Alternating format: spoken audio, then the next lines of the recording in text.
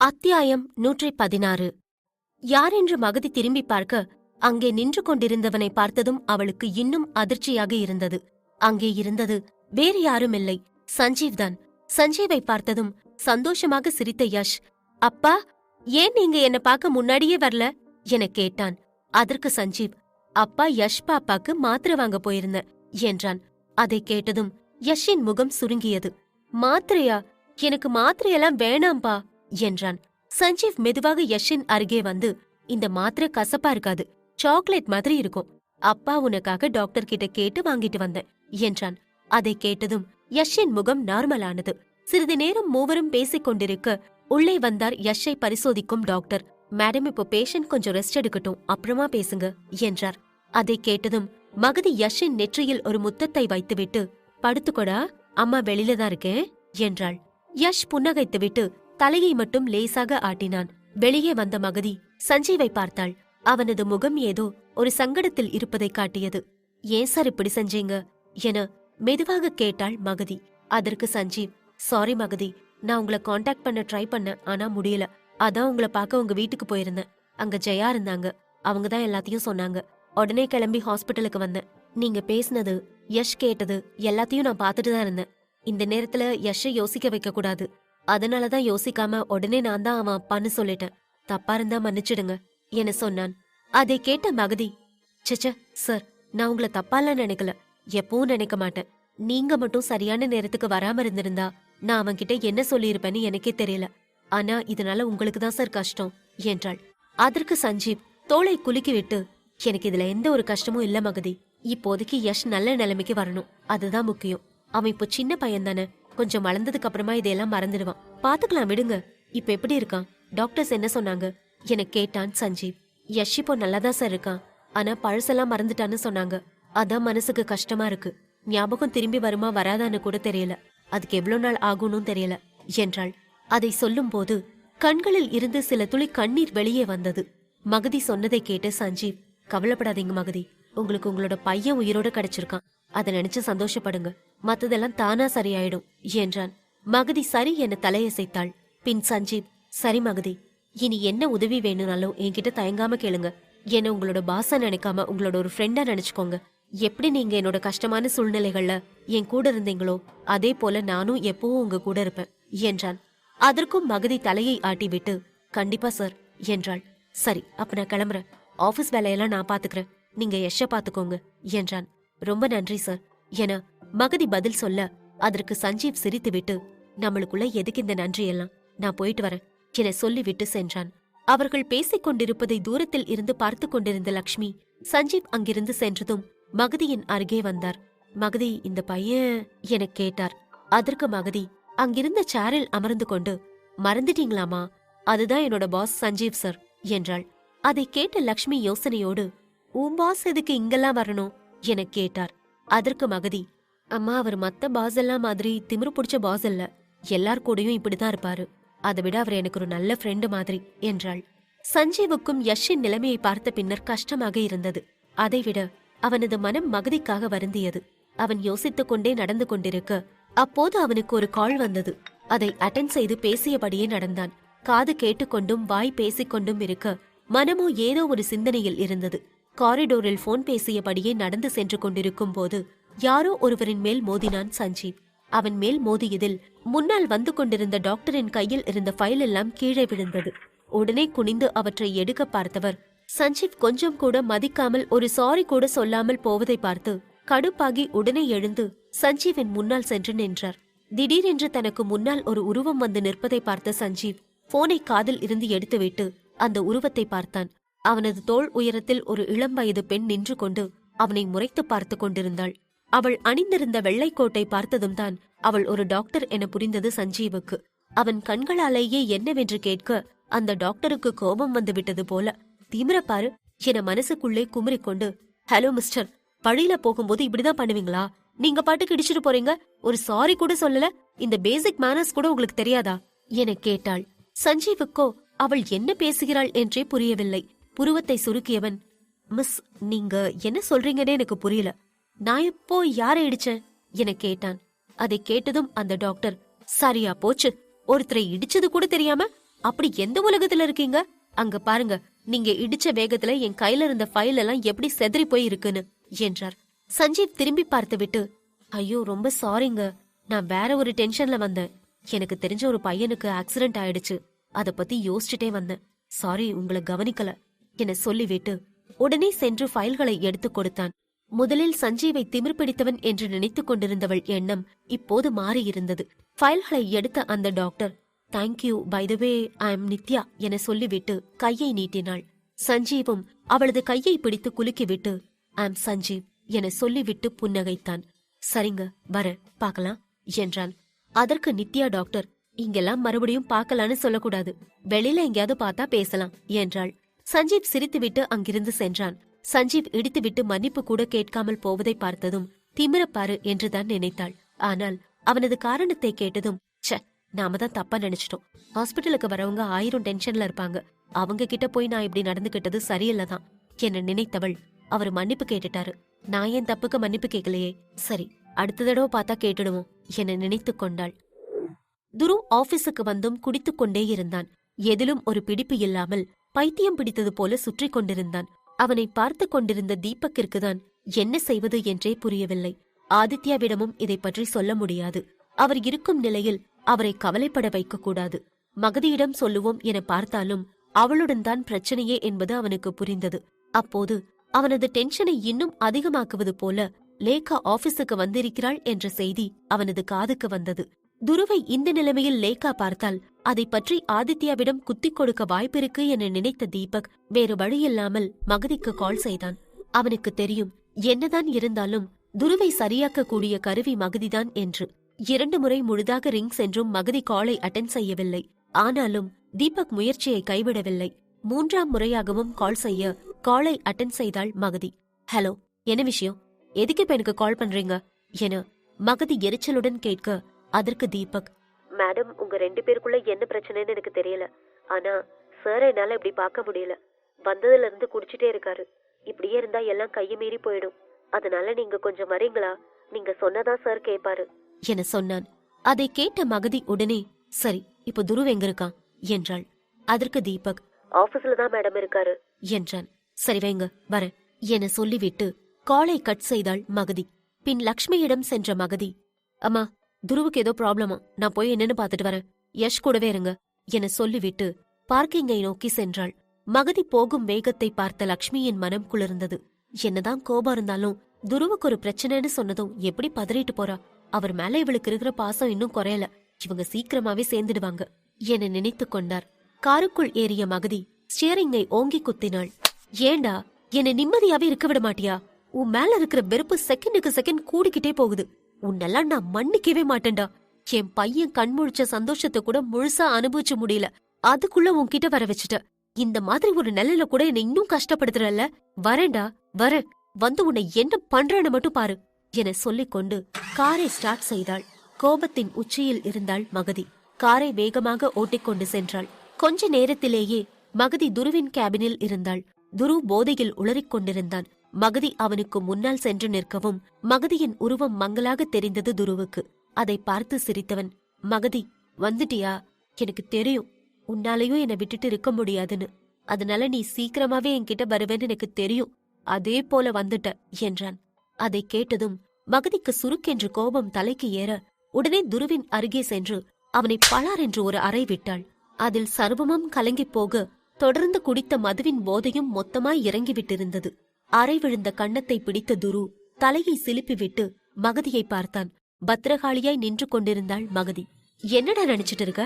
உன் மேல பாசம் பொங்கி உன்னை பார்க்க வந்திருக்கேனா? இனிமே எந்த ஒரு காரணத்தினாலையும் உன்னை பார்க்க வரமாட்டேன்னு சொல்லிட்டு போகதான் வந்தேன். நான் இப்ப என் பையனை பாப்பனா உன்னை பாப்பனா? இனிமே நீ செத்தா கூட நான் உன்னை பார்க்க வரமாட்டேன்டா. அந்த அளவுக்கு உன்னை நான் வெறுக்கிறேன் என மிக கடுமையாக திட்டினாள். துருவுக்கோ அதிர்ச்சிக்கு மேல் அதிர்ச்சியாக இருந்தது. மகதி, ஏன் நீ இப்படி எல்லாம் பேசுற? நான் அப்படி என்ன தப்பு பண்ணிட்டேன்னு நீ இப்படி பண்ற என கேட்டான். அதற்கு மகதி, நீ திரும்ப திரும்ப தப்பு மட்டும்தான்டா பண்ணிட்டு இருக்க. நான் உன்னை வேணான்னு சொன்னா இப்படிதான் குடிச்சிட்டு சுத்திட்டு இருப்பியா? உன்னோட பொறுப்புல எவ்வளவு பெரிய ஒரு கம்பெனி இருக்கு. உன்னை நம்பி எத்தனையோ பேர் இருக்காங்க. அவங்கள பத்தி எல்லாம் கவலைப்படாம உன்னையும் கஷ்டப்படுத்திக்கிட்டு அடுத்தவங்களையும் கஷ்டப்படுத்திட்டு இருக்க. இதுக்கு தாண்டா சொன்ன உனக்கு பொறுப்பு இல்லைன்னு என கத்தினாள். அதை கேட்ட துருவின் மனம் சுக்கு நூறாக உடைந்து விட்டது. அவனால் மகதியிடம் இருந்து இத்தனை கடுமையான வார்த்தைகளை எல்லாம் கேட்க முடியவில்லை. மகதி, நீ ஏன் என்ன புரிஞ்சுக்க மாட்டேங்கிற? நான் நீங்க 2 பேரும் தான் என்னோட உலகம்னு இருந்தேன். நீ திடீர்னு என்னோட உலகத்தை என்கிட்ட இருந்து புடுங்கிட்ட. என்னால அதை தாங்கிக்க முடியல. அதுல இருந்து எப்படி வெளியில வர்றதுன்னு புரியல. எனக்கு வாழவே பிடிக்கல. அப்போது மிஸ்டர் துரு என்ற மகதியின் குரல் அவனது கேபின் முழுதும் எதிரொலித்தது. துரு அவளை அதிர்ச்சியுடன் பார்த்தான். இதை விட மோசமான ஒரு நிலைக்குதான் ஒரு 6 வருஷத்துக்கு முன்னாடி இந்த மகதிய தூக்கி எறிஞ்சீங்க. நீங்க இப்ப இந்த மகதிய காதலிக்கிறத விட பல மடங்கு அதிகமா அப்போ இந்த மகதி துருவ காதலிச்சா. ஆனா நீங்க ரொம்ப சாதாரணமா தூக்கி போட்டீங்க. நானாவது இப்போ உனக்கு ஒரு கஷ்டம்னு பார்க்க வந்திருக்கேன். ஆனா அன்னைக்கு நான் உன்னை பார்க்க வந்தப்போ நீ என்ன பண்ண? என் மூஞ்சிய கூட பார்க்கல. நீ ஏன் அளவுக்கு அப்படி என்ன பெருசா கஷ்டப்பட்டுட்ட? என்னால என்னோட சொந்த நாட்டுல கூட இருக்க முடியலடா. நாடு விட்டு நாடு போய் அங்க நான் கர்ப்பமா இருக்கேன்னு தெரிஞ்சு அங்க யாரும் இல்லாத அனாதையா தவிச்சேன். கர்ப்பமா இருக்கிற பொண்ணு சாதாரணமா ஆசைப்படுற விஷயங்களை கூட என்னால அடைய முடியல. அங்க யாரோ ஒருத்திக்கிட்ட டார்ச்சர் அனுபவிச்சு டிப்ரெஷனுக்கு போய் தற்கொலை பண்ணிக்க பார்த்து என்னோட குழந்தைய இழந்து இவ்ளோ கஷ்டம் நான் அனுபவிச்சிருக்கேன். எல்லாம் உன்னாலடா, உன்னால என கத்தினாள். துருவினால் பதில் எதுவும் பேச முடியவில்லை. அமைதியாக மகதி சொல்வதை கேட்டுக்கொண்டிருந்தான். ஆனால் அவனது அனுமதி இல்லாமலே சில கண்ணீர் துளிகள் மட்டும் அவனது கண்களில் இருந்து வந்து கொண்டிருந்தது. அத்தியாயம் 117. மகதி தன் உள்ள குமரலை கொட்டிக் கொண்டிருந்தாள். உனக்கு இழப்புனா அது நான் மட்டும்தானே. ஆனா அதை தாண்டி நீ பாத்துக்க வேண்டிய வேலை நிறைய இருக்கு. கம்பெனி இருக்கு, அதுல வேலை செய்யறவங்க இருக்காங்க, அப்பா இருக்காரு. அது எல்லாத்தையும் விட்டுட்டு பெரிய இவன் மாதிரி குடிச்சிட்டு இருக்க. நான் உன்னை வேணான்னு சொன்னதுமே நீ குடிக்க ஆரம்பிச்சிட்ட. அப்போ எல்லாம் அவ்வளவுதான்ல. உன்னை போய் ஏன் நான் லவ் பண்ணேன்னு தெரியலடா. சத்தியமா இப்ப நினைச்சா கூட அருவருப்பா இருக்கு என சொல்லி துருவை திட்டி தீர்த்தாள் மகதி. அதற்கு துரு, மகதி மகதி நீ என் கூட இருந்தா நான் இப்படி எல்லாம் பண்ணவே மாட்டேன். நான் உன் கூட இருந்தா மட்டும் போதும், எனக்கு வேற எதுவும் தேவையே இல்ல என்றான். அதை கேட்டு மகதி நக்கலாக சிரித்துவிட்டு, ஹோ, நான் உன்னை திருத்துறதுக்காக உன் கூட இருக்கணுமோ? நீங்க தப்பு பண்ணிட்டே இருப்பீங்க, உங்க கூடவே ஒரு பொண்ணு இருந்து உங்களை திருத்திக்கிட்டே இருக்கணுமோ? நீங்களாவே திருந்த மாட்டீங்களோ என சொன்னவள் கொஞ்ச நேரம் அமைதியாக இருந்தாள். பேசிக்கொண்டே போனதில் அவளுக்கு மூச்சு வாங்கியது. சிறிது நேரத்திற்கு பிறகு, என்னைக்கு நானும் என் பையனும் உன்னை நம்பி வந்தா உன்கிட்ட பாதுகாப்பா இருப்போம், எங்களுக்கு எந்த பிரச்சனையும் வராதுன்னு எனக்கு தோணுதோ அன்னைக்குதான் உன்கிட்ட வருவேன். ஆனா அப்படி தோண வைக்கிறது உன்னோட கையில தான் இருக்கு. அவ்வளோ ஈஸியா என்னோட மனசை யாராலையும் மாத்த முடியாது. உனக்கு எங்க மேல பாசம் இருந்தா எங்களுக்காக இத பண்ணு. இதுக்கு மேல கம்பெனிக்கு ஏதாவது பிரச்சனைன்னு நான் கேள்விப்பட்டேன், அப்பவே நான் உன்னை முழுசா தூக்கி எறிஞ்சிடுவேன். அதுக்கப்புறமா உன்னால என்ன பாக்கணும்னு நினைச்சா கூட பாக்க முடியாது. கம்பெனி தான் உனக்கு முக்கியம். அதுல பல பேரோட வாழ்க்கை இருக்கு. உன்னோட தவறால அடுத்தவங்களோட வயித்துல அடிக்காத. கம்பெனி விஷயத்துல எச்சரிக்கையாரு. இது உன்னோட கம்பெனி மட்டும் இல்ல, உன் அப்பாவோட வருஷ கணக்கான உழைப்பும் இருக்கு.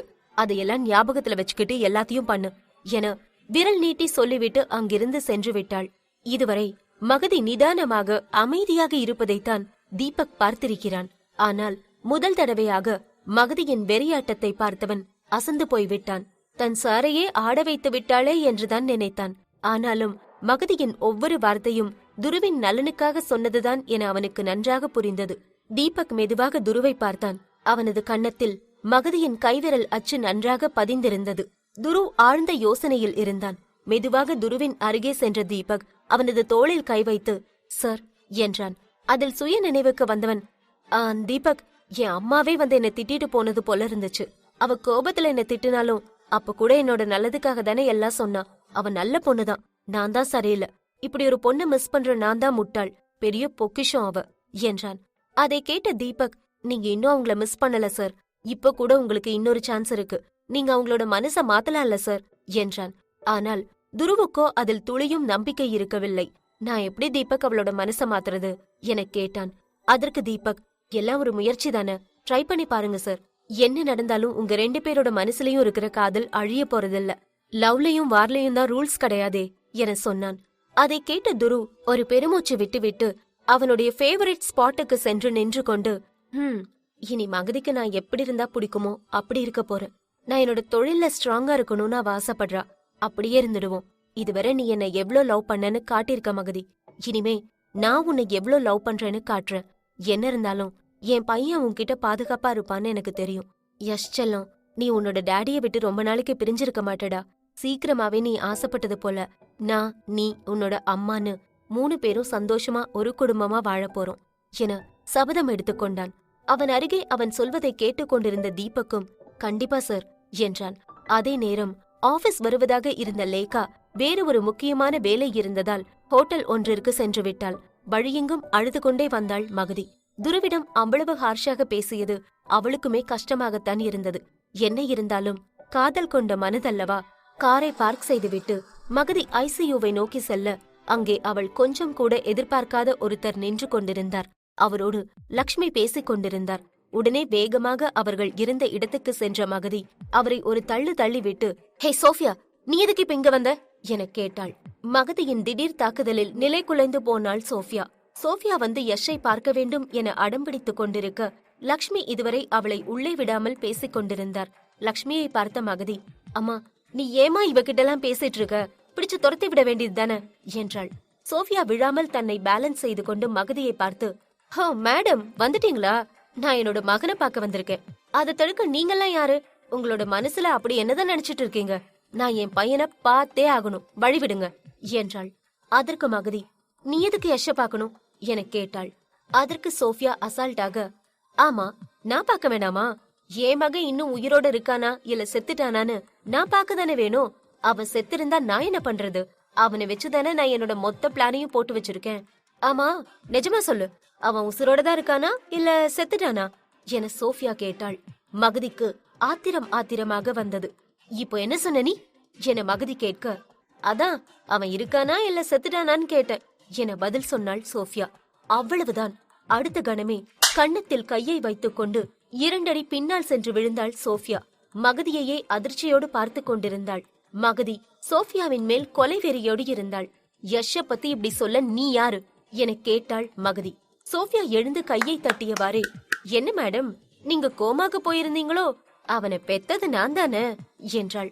அவளை முறைத்து பார்த்த மகதி, ஆமா, பெத்ததுக்காகலாம் உன்னால அவனை சொந்தம் கொண்டாட முடியாது. ஒரு தடவையாச்சும் அவனை பாசமா அணைச்சு பால் கொடுத்திருப்பியா நீ? அவனை ஒரு சொமையா தானே நீ பார்த்த. அன்னைக்கு அப்படியே அம்போன்னு விட்டுட்டு போனியே, அப்ப எங்க போச்சு உன்னோட இந்த பாசம்?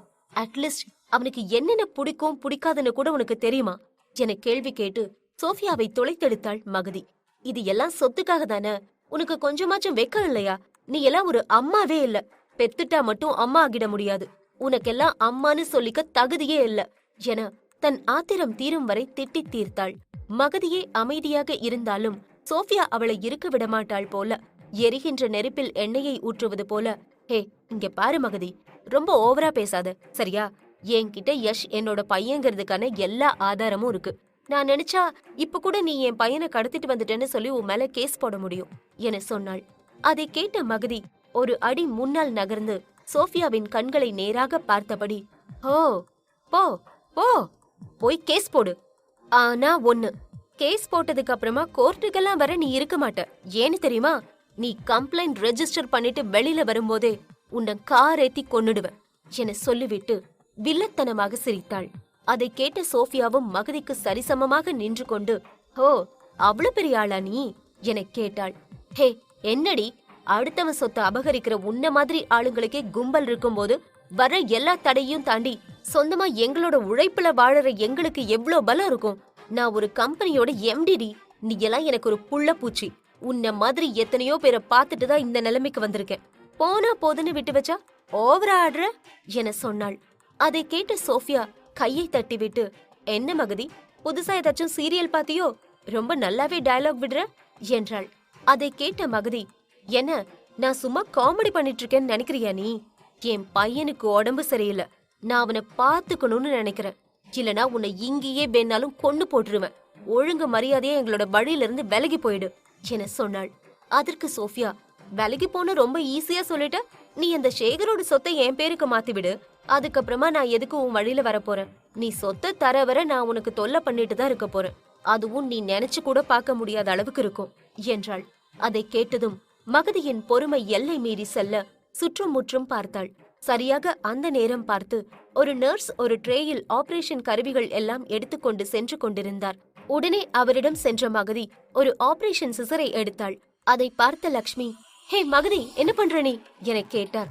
அதற்கு மகதி, இல்லம்மா, இவ உயிரோட இருக்கிறவரை என் பையனை நிம்மதியா இருக்க விட மாட்டா. இவளை கொன்னுட்டு நான் ஜெயிலுக்கு போனா கூட எனக்கு சந்தோஷம்தான். என் பையனை நீங்க பத்திரமா பாத்துக்கோங்க என்றாள். அதை கேட்ட லக்ஷ்மி, மகதி கோபத்துல உளராத, நீ இல்லாம உன் பையன் சந்தோஷமா இருப்பானா என கேட்டார். அவருக்கு மகதியின் கோபத்தை பற்றி நன்றாக தெரியும். அதனாலே அவள் செய்தாலும் செய்து விடுவாள் என பயந்தார். அத பத்தி எனக்கு தெரியாதுமா, ஆனா இவ இருக்கிறவரை அவனுக்கு நிம்மதி இல்ல என சொல்லிக்கொண்டு திடீரென்று சோஃபியாவை நோக்கி கத்தரியால் குத்தினாள். சோஃபியா மிரண்டு போய் கத்திக்கொண்டே கண்களை மூடிக்கொண்டாள். கொஞ்ச நேரம் கழித்து உடலில் எந்த ஒரு வலியும் தெரியாமல் இருக்கவே மெதுவாக கண்களை திறந்து பார்த்தாள் சோஃபியா. வலது கண்ணுக்கு 1 சென்டிமீட்டர் தூரத்தில் கத்தரிக்கோலின் நுனி இருந்தது. மகதியின் கையை இறுக்கமாக பிடித்துக் கொண்டிருந்தார் லக்ஷ்மி. மகதியின் கண்கள் இரத்த சிவப்பாக மாறியிருந்தது. அக்கம் பக்கத்தில் இருந்த வார்ட் பாய், நர்ஸ் எல்லாரும் மேடம் மேடம் என கத்திக்கொண்டு மகதியை சூழ்ந்து கொண்டிருந்தனர். சோஃபியா இன்னும் அந்த அதிர்ச்சியில் இருந்து மீண்டிருக்கவில்லை. அந்த இடத்துக்கு ஓடி வந்த தன்ராஜ், அம்மா மகதி, என்னடாமா பண்ற என கேட்டார். அதற்கு மகதி, அப்பா, இவளை இங்கிருந்து போக சொல்லுங்க, இல்லனா உங்க பொண்ணு கொலகாரி ஆயிடுவா என சொன்னாள். அதை கேட்ட சோஃபியா தப்பினோம் பிழைத்தோம் என நினைத்து கொண்டு அங்கிருந்து ஓடினாள். சுற்றி இருந்தவர்களுக்கும் இது பேரதிர்ச்சியாகவே இருந்தது. இல்லை என்றால் அவர்கள் கண் முன்னால் ஒரு கொலை நடப்பதை பார்த்திருப்பார்கள். மகதி ஆழ மூச்செழுத்து தன்னை ஆஸ்வாசப்படுத்திக் கொண்டாள். பின் எடுத்து சிசரையும் இருந்த இடத்திலேயே வைத்துவிட்டு சாரி என்றாள். எல்லாரும் கொஞ்சம் கொஞ்சமாக கலைந்து போக மகதி தலையில் கை வைத்துக் கொண்டு பெஞ்சில் அமர்ந்தாள். அப்போது அந்த கூட்டத்துக்குள் நித்யாவும் இருந்தாள். மகதியின் கோபத்தை பார்த்த நித்யாவுக்கு ஆச்சரியமாக இருந்தது.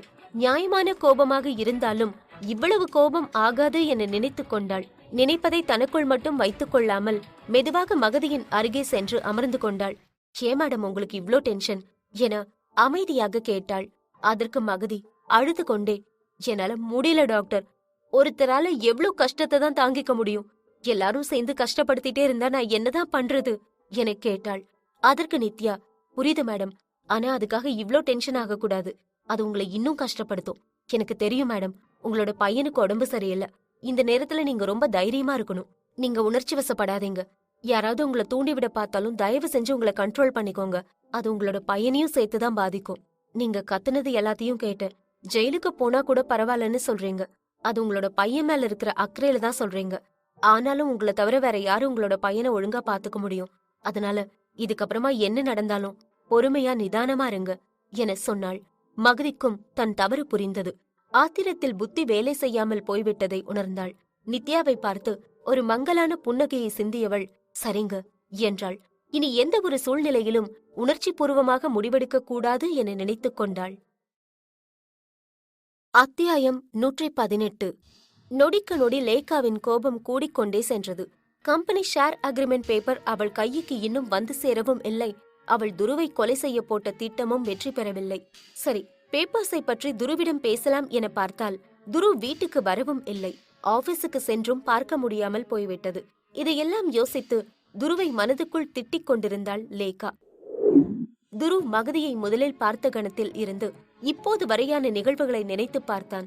துரு மகதிக்கு துரோகம் இழைத்த போதும் அவள் அவனை மன்னித்து அவன் உடைந்து போயிருந்த நேரம் எல்லாம் அவனை அரவணைத்து பார்த்து கொண்டது அவனுக்கு தைரியம் கொடுத்தது என அனைத்தையும் நினைத்து பார்த்தான். ஆதித்யாவுக்கு நலமில்லாமல் போனதற்கு பிறகு இனிமேல் எனக்கென்று எதுவுமில்லை என இருந்த துருவை உறுதியாக நிற்க வைத்ததும் மகதிதான். மகதியை பற்றி யோசிக்கும் போது ஏனோ அவனது மனம் தானாக லேசானது போல இருந்தது. மகதியோடு ஃபாரினில் இருந்த போது எடுத்த போட்டோஸ் எல்லாவற்றையும் பார்த்து தனக்குள்ளே சிரித்துக் கொண்டான். அவர்களின் வைரலான வீடியோவையும் பார்த்தவன், நான் உனக்கு ரொம்ப அநியாயம் பண்ணிருக்கேன், அப்ப கூட நீ என்ன வெறுக்கல, நீ என்ன உன்னை விட்டு போன்னு சொன்னதும் நான் வந்துட்டேன், உன்னை தனியா விட்டுட்டு கோழ மாதிரி வந்துட்டேன். சரிதான், இப்படியெல்லாம் நான் இருந்தா யாருக்குதான் என்ன பிடிக்கும்? ஆனா நமக்குள்ள இருக்க காதல் ரொம்ப ஆழமானது மகதி, அது அவ்வளவு சீக்கிரத்துல அழியாது. காதல்ல சண்டைகள் பிரிவுகள் வர்றது சகஜம்தான், ஆனா அந்த சண்டைகள் தான் நம்மளோட காதலை இன்னும் ஆழமாக்கும். இப்ப நீ திட்டிட்டு போனதெல்லாம் என்னோட நல்லதுக்காக தானே எனக்கு புரிஞ்சிருச்சுடி. நான் உன்னை எவ்வளோ காதலிக்கிறேன், யஷ் மேல எவ்வளோ பாசம் வச்சிருக்கேன்னு உனக்கு காட்டுவேன். நான் ஒன்னும் யஷ் என் பையன்னு வெறும் வாய் வார்த்தையால சொல்லல. யஷுக்கு அப்பானா அது நான் மட்டும்தான். என்னோட இடத்துல இன்னொருத்தரை நீ வைக்க மாட்டேன்னு எனக்கு தெரியும். அவனுக்கு ஒரு நல்ல தகப்பனாவும் உனக்கு ஒரு நல்ல துணையாவும் காதலனாவும் கணவனாவும் இருப்பேன். உனக்கு உன்னோட லவ்வர் மிஸ்டர் துரு கம்பீரமா நம்பர் 1 பிசினஸ் மேனா இருக்கணும், அதுதானே உன்னோட ஆசை? இருக்கிற மகதி, இனிமே அப்படிதான் இருப்பேன். நீ என்கிட்ட சீக்கிரமாவே வருவ. நீ வரும்படி நான் நடந்துப்பேன். அந்த நேரத்துல நம்மளோட வாழ்க்கையில எந்த ஒரு தடையும் இருக்காது. இது நம்மளோட காதல் மேல சத்தியம் என சொன்னவன் மகதியின் ஒரு போட்டோவில் முத்தமிட்டான். பின் அருகில் இருக்கின்ற ஒரு ஹோட்டலுக்கு சென்று குளித்துவிட்டு ஃப்ரெஷ் ஆகி வந்தான். பின் ஆபீஸ் வேலைகளை பார்க்கத் தொடங்கினான். அப்போது அவனது கண்களில் லேகாவின் சாம்பிள் கம்பெனி ஷேர் அக்ரிமெண்ட் தென்பட்டது. நான் முதல்ல நேரடியா அப்பா கிட்ட போய் அபி உங்களோட பையன் இல்லைன்னு சொல்லலான்னு தான் இருந்தேன். ஆனா இப்போ அது சரியா வராதுன்னு நினைக்கிறேன். அப்பாக்கு முன்னாடியே நான் நிறைய தடவை லேகா கூட சண்டை போட்டிருக்கேன். நான் ஏதோ கோபத்துல சொல்றேன்னு அப்பா நினைச்சிருவாரு. அப்பா கிட்ட சொல்றதுன்னா நான் லேகாவுக்கு எதிரா முழு ஆதாரத்தையும் திரட்டியாகணும். லேகாவாகவே தான் சொன்னா அவ கர்ப்பமா இருக்கான்னு. அந்த நேரத்துல நாங்க இங்க இருக்கவும் இல்ல. பின்ன திடீர்னு குழந்தை பிறந்துருச்சுன்னு சொல்லி எங்களை வர வச்சா. ஆனா அபிய பாக்கும்போது 7 மாசத்துல பிறந்த குழந்தை போல இல்லையே, நல்ல ஆரோக்கியமா தானே இருக்கான். அப்படி இருந்தா லேகா இந்த திட்டத்தை ரொம்ப நாளைக்கு முன்னாடியே போட்டு வச்சிருந்திருக்கா. எப்படி இருந்தாலும் அவளோட ஒவ்வொரு திட்டத்திலயும் சம்பந்தப்பட்டவங்க இருப்பாங்க. அவங்க எல்லாரையும் சேர்த்து பிடிக்கணும். அப்போதான் லேகானால தப்பிக்கவே முடியாம இருக்கும் என அவளை சிக்க வைப்பதற்கான திட்டத்தை வகுக்க தொடங்கினான். ஸ்பீக் ஆஃப் த டெவில் என்பது போல சரியாக அந்த நேரத்திலேயே லேகா துருவுக்கு கால் செய்தாள். அதை பார்த்த துரு சிரித்துவிட்டு, பாவம் மேடம், ஷேர் பேப்பர் இன்னும் கைக்கு வரலன்னு சொல்லி கால்ல வெந்நீர் ஊத்துனது போல சுத்திட்டு இருக்கா போல என சொல்லிக்கொண்டு காலை அட்டென்ட் செய்து, ஹலோ, என்ன விஷயம், எதுக்கு கால் பண்ணீங்க என எதுவுமே தெரியாதது போல கேட்டான். அதில் இன்னும் கடுப்பாகிய லேகா, என்ன துரு, விளையாடுறியா? நான் எதுக்கு கால் பண்ணிருப்பேன்னு உனக்கு தெரியாதா என்ன என கேட்டாள். அதற்கு துரு கொஞ்ச நேரம் என யோசிப்பது போல சொல்லிவிட்டு, ஏங்க, நானே 1000 டென்ஷன்ல இருக்கேன். இதுல எனக்கு எப்படிங்க நீங்க எதுக்கு கால் பண்ணிருப்பீங்கன்னு தெரியும்? நீங்களே சொல்லுங்க, ஞாபகம் வருதான்னு பாக்குறேன் என்றான். துருவின் நக்கல் பேச்சு லேகாவை இன்னும் சீண்டியது. ஹே துரு, என்ன கிண்டலா? எங்கேயாவது போய் தலையை அடிச்சுக்கிட்டியா? இல்ல அம்னீஷியாவா? கம்பெனி ஷேரை என்னோட பேருக்கு மாத்தி தர சொல்லி கேட்டிருந்தேனே, அது என்னாச்சு என கேட்டாள். லேகாவின் கடுப்பை உள்ளுக்குள் ரசித்தான் துரு. மனதுக்குள், இதுக்கே இவ்ளோ கடுப்பாகிறியே, இதுக்கப்புறம் நான் பண்ண போற விஷயங்களால நீ பாய்சன் குடிச்சிட்டு சாகதான் போற பாத்துக்க என நினைத்து கொண்டு, ஓ அதுவா லேகா மேடம், என்னோட அப்பாவை வச்சு மிரட்டி ஷேரெல்லாம் உங்க பேருக்கு தரணும்னு கேட்டீங்களே, நான் கூட சில கண்டிஷன்ஸ் போட்டேனே, அத பத்தியா பேசுறீங்க என கேட்டவன் சிறிது நேரம் இடைவெளி விட்டு, அது மேடம், நான் உங்களுக்கு என்னோட கம்பெனி ஷேரை தரதா இல்ல என்றான். துருவின் பதில் லேகாவுக்கு பேரதிர்ச்சியாக இருந்தது. என்னடா துரு, உன் அப்பா மேல உனக்கு இருக்கிற பாசம் அக்கறை எல்லாம் போயிடுச்சோ? நான் சொன்னதெல்லாம் மறந்துடுச்சா? உனக்கு என்ன பத்தி நல்லாவே தெரியும். நான் நினைச்சத அடையணுங்கிறதுக்காக எந்த எல்லைக்கு வேணும்னாலும் போவேன். நீ மட்டும் இப்ப கம்பெனி ஷேரை என் பேருக்கு மாத்தி தரலன்னு வெய், அபிய கூட்டிட்டு நான் போயிடுவேன். அப்புறம் அந்த கிழவன் அவனோட பையனை நினைச்சே செத்துடுவான் என்றாள். அதை கேட்ட துரு, எனக்கு என் அப்பா மேல இருக்கிற அக்கறை ஒரு பக்கம் இருக்கட்டும், உங்களுக்கு உங்களோட புருஷன் மேல அக்கறை இல்லையா? எல்லாம் வெறும் காசுக்காக மட்டும்தான்ல. இன்னும் எவ்வளவு காலத்துக்கு தான் அப்பாவை வச்சு மிரட்டி உன்னோட காரியத்தை சாதிப்ப? நீ உன்னால முடிஞ்சத பண்ணு. நான் என்னோட அப்பா கூட இருக்கிறவரை என்னோட அப்பாவுக்கு ஒன்னும் ஆகாது. அப்படியே நீ ஏதாச்சும் பண்ணா கூட நான் என்னோட உயிரை கொடுத்தாவது என் அப்பாவை காப்பாத்துவேன். ஆனா எந்த ஒரு காரணத்துக்காகவும் உன்னோட மிரட்டலுக்கு பயந்து நீ சொல்ற எதையும் நான் இனி செய்ய போறதில்ல என உறுதியாக சொன்னான். துருவின் பதில் லேகாவை அதிர வைத்தது. அவள் துருவ் எப்படியும் ஷேரை அவளுக்கு கொடுத்து விடுவான் என்றுதான் நினைத்திருந்தாள். ஏனென்றால் அவள் ஆதித்யாவின் உயிரை வைத்து மிரட்டியல்லவா அவனை சம்மதிக்க வைத்திருந்தாள். ஆனால் இப்போது துரு அதையும் எதிர்கொள்ள தயாராக இருப்பது லேகாவின் திட்டத்தில் சிறு சலசலப்பை உண்டு பண்ணியது. துரு, நீ இதோட பின்விளைவுகள் தெரியாம பேசிட்டு இருக்க. என்னை சீண்டினதுக்கான தண்டனைய நீ கூடிய சீக்கிரம் அனுபவிப்ப. உன்னோட அப்பா உன் கண்ணு முன்னாடியே துடி துடிச்சு சாகிறத நீ பாப்ப. இது நடக்குதா இல்லையான்னு மட்டும் பாரு. நான் நாளைக்கே அபிய கூட்டிட்டு கிளம்புறேன் என்றாள் லேகா. அதை கேட்டதும் சத்தமாக சிரித்த துரு மனதுக்குள், இதே டயலாக தான் அப்போல இருந்து சொல்லிட்டு திரியிறா என நினைத்து கொண்டு, போறேன் போறேன்னு சொல்றீங்களே, அப்படி எங்கதான் போக முடியும் உங்களால? இப்பெல்லாம் உங்களை ஒரு கடை திறப்பு விழாவுக்கு கூட கூப்பிட மாட்டாங்க. உங்களோட மார்க்கெட் இப்ப மொத்தமா போயிடுச்சு. அப்படி இருக்கும்போது நீங்க ஆசைப்படுற இந்த சொகுசு வாழ்க்கை உங்களுக்கு எப்படி கிடைக்க போகுது? சோத்துக்கே வழி இல்லாம திரிய போறீங்க. ஏற்கனவே வாங்கின கடனை அடைக்க முடியாம உள்ள எல்லா சொத்தையும் வித்து முடிச்சிட்டீங்க. இங்க இருந்தா வேலை வேலைக்கு சாப்பாடு வரும். நீங்க நினைச்ச ஆடம்பர வாழ்க்கையே வாழலாம். இதையெல்லாம் அனுபவிச்சுட்டு ஒரு மூலையில இருந்துட்டு போங்க. அதை விட்டுட்டு ஓவரா ஆசைப்படாதீங்க. இப்பயும் சொல்றேன், உங்க புருஷன் மேல அக்கறை இருந்தா உங்களோட பையனுக்கு அப்பா வேணும்னு ஆசைப்பட்டா இருங்க, இல்லனா போயிட்டே இருங்க என சொல்லிவிட்டு லேகாவின் பதிலுக்கு கூட காத்திருக்காமல் காலை கட் செய்தான். போனை மேசையில் வைத்துவிட்டு சோம்பல் முறித்தான் துரு. அப்பா, ஒரு பக்கத்துல என்னோட மகாராணி கிட்ட மாட்டிட்டு இருக்கேன், இன்னொரு பக்கத்துல எங்க அப்பா அவரோட மகாராணின்னு நினைச்சிட்டு இருக்க அரக்கி கிட்ட மாட்டிக்கிட்டு இருக்கேன். 2 பேரையும் சமாளிச்சு என்னோட காதல, என்னோட அப்பாவையெல்லாம் காப்பாத்தி, அப்பப்பா இப்பவே கண்ண கட்டுதே என வடிவேல் பாணியில் சொல்லிக் கொண்டான். துருவ் இதுவரை லேகா கம்பெனி ஷேரில் மட்டும்தான் கண் வைத்திருக்கிறாள் என நினைத்துக் கொண்டிருந்தான். ஆனால் அவள் அவர்களது வீட்டை அவளது பெயருக்கு எழுதி எடுத்து விட்டாள் என தெரிந்தால் என்ன செய்வானோ? லேகாவுக்கு அங்கே இருப்பு கொள்ளவில்லை. பற்களை கடித்தபடி அங்கும் இங்கும் சுற்றி கொண்டிருந்தாள். அவள் இருந்த கோபத்தில் துருவ் மட்டும் அவளது கண் முன்னால் இருந்திருந்தால் கழுத்தை நெரித்தே கொன்றிருப்பாள். சிறிது நேரம் அப்படியே சுற்றி கொண்டிருந்தாள். இதற்கு மேலும் இன்னொரு திட்டம் போடாமல் இருந்தால் அது லேகா அல்லவே. துருவ், உனக்கு நான் மார்க்கெட் போன நடிகையா? இந்த மார்க்கெட் போன நடிகை என்ன பண்ணுவான்னு உனக்கு நான் காட்டுறேன் பாரு. இனி நான் நடிகை இல்ல, டைரக்டர். நான் எழுத போற கதையில நீ ஒரு கதாபாத்திரமா தான் இருக்க போற. அதுல நான் எழுதுறதுதான் கதை. உங்க எல்லாரையும் எப்படி ஆட்டி வைக்க போறேன்னு மட்டும் பாரு என சூளுரைத்தாள். துருவும் லேகாவும் ஒருவருக்கொருவர் எதிராக திட்டம் போட்டுக் கொண்டிருந்தனர். இருவருக்குள்ளும் ஒரு போரே நடந்து கொண்டிருக்க இது எதுவும் அறியாமல் அங்கே ஆதித்யா அவரது மனதுக்குள் ஒரு போரை நடத்தி கொண்டிருந்தார். இன்னும் அவரது மனம் அவர் செய்த காரியத்துக்காக உறுத்திக் கொண்டே இருந்தது. யஷ் நன்றாக தூங்கிக் கொண்டிருக்க மகதி அவன் அருகே ஒரு சேரில் அமர்ந்தபடி அவனது தலையை தடவியபடி இருந்தாள். சோஃபியா பேசிய ஒவ்வொரு வார்த்தையும் அவளது காதில் எதிரொலித்துக் கொண்டே இருந்தது. அவன் செத்துட்டானா என்ற கேள்வி மட்டும் கொஞ்சம் அதிகமாகவே கேட்டுக்கொண்டிருந்தது. யஷின் முகத்தை பார்த்தவள், இந்த பிஞ்சு முகத்தை பார்த்து கூட ஒருத்தியால அப்படிலாம் பேச முடியுமா? அதுவும் நான் தான் பெத்தேன்னு வேற பெருமை அவளுக்கு. இப்படியெல்லாமா மனுஷங்க இருப்பாங்க? ஆனா ஒண்ணு யஷ், இதுதான் நீ அனுபவிக்கிற கடைசி கஷ்டமா இருக்கும். இனிமே உன்னை ஒரு கொசு கூட கடிக்க விட மாட்டேன்டா. நான் இனிமே உன் கூடவே இருப்பேன். என்கிட்ட இருந்து உன்னை யாராலையும் பிரிக்க முடியாது. எந்த ஒரு தீய சக்தியும் உன்னை நெருங்க விட மாட்டேன் என சொல்லிக் கொண்டாள். அவளது வார்த்தைகளில் இருந்து தாய்பாசம் நன்றாகவே தெரிந்தது. அப்போது வாசலில் நிழல் ஒன்று தெரிய மகதி திரும்பி பார்த்தாள்.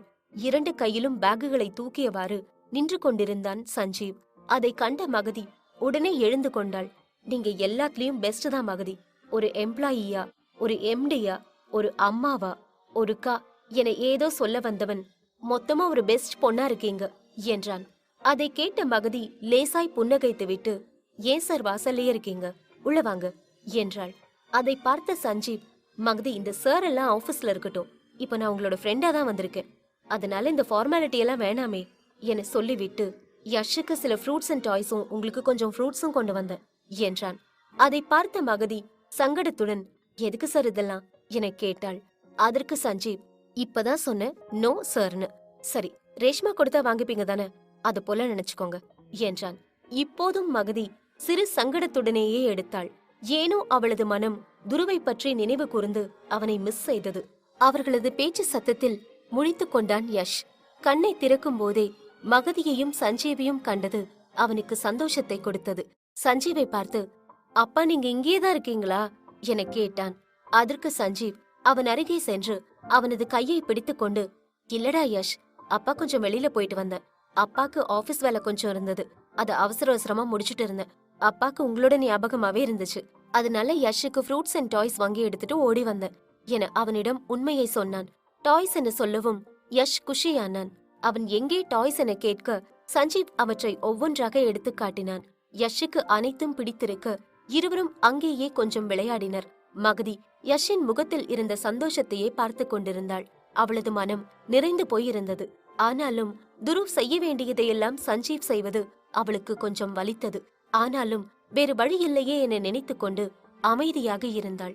அதற்கு இடையில் ஒரு தடவை லக்ஷ்மியும் வந்து பார்த்துவிட்டு சென்றார். அவருக்கு சஞ்சீவ் வருவது பிடிக்கவில்லை. அவரது பார்வையிலேயே அதை புரிந்து கொண்டாள் மகதி. இருந்தும் அதை பெரிதாக அலட்டிக் கொள்ளவில்லை. ஏதோ யஷ் சிரித்துக் கொண்டிருக்கிறான், அதே அவளுக்கு பெரிதாக இருந்தது. சிறிது நேரம் விளையாடிக் கொண்டிருந்து விட்டு யஷ் மாத்திரை சாப்பிட்டு விட்டு ரெஸ்ட் எடுக்க வேண்டும் என டாக்டர்ஸ் வந்து சொன்னதும் வெளியே வந்தான் சஞ்சீவ். கொஞ்ச நேரத்திலேயே மகதியும் வெளியே வந்தாள். சஞ்சீவ் பெஞ்சில் அமர்ந்து கொண்டிருந்தான். அவன் அருகே சென்ற மகதி, ரொம்ப நன்றி யஷ சிரிச்ச மாதிரி வச்சுக்கிட்டதுக்கு என்றாள். அதை கேட்ட சஞ்சீவ், ஜஸ்ட் சில் மகதி, யஷ் என்ன அப்பான்னு கூப்பிடுறவர நான் அவனுக்கு தேவையானதை செய்யறேன், அதுக்காக இல்லைனாலும் என்னோட ஃப்ரெண்டு மகதிக்காக பண்ணுவேன் என்றான். சஞ்சீவ் வந்ததில் இருந்து துருவை காணவே இல்லையே என யோசித்தான். ஏதோ அவர்களுக்குள் பிரச்சனை போல என புரிந்து கொண்டான். இருந்தாலும் அந்த பிரச்சனை தன்னால் இன்னும் கூடிவிடக் கூடாது எனவும் நினைத்து கொண்டான். முடிந்த அளவு சீக்கிரமாக யஷுக்கு பழைய நினைவு திரும்பி வர வேண்டும். இல்லை என்றால் மகதிக்கும் துருவுக்கும் இடையில் உள்ள பிரச்சனை தீர்ந்துவிட வேண்டும் என வேண்டிக் கொண்டான். அவர்களுக்கு இடையில் ஒரு கரடி போல இருக்க வேண்டாம் என நினைத்தான். அத்தியாயம் 119. துருவ் ஆபீஸ் வேலைகளை முடித்துக்கொண்டு வீட்டுக்கு திரும்ப நினைக்கையில் அவனது மனம் யஷை பார்க்க வேண்டும் என சொல்லிக் கொண்டே இருந்தது. அவனால் அவர்களை அப்படியே விட்டுவிட முடியவில்லை. மகதி என்ன வேண்டுமென்றாலும் சொல்லட்டும், ஆனால் நான் அவனை சந்திக்காமல் இருக்கப் போவதில்லை என முடிவெடுத்தான் துரு. யஷ் கண்முடித்ததும் டாடி என என்னைத்தானே தேடுவான். அப்போது நான் அவன் அருகில் இருக்க வேண்டும் அல்லவா என நினைத்தான். காரை எடுத்துக்கொண்டு ஹாஸ்பிட்டலை நோக்கி சென்றான்.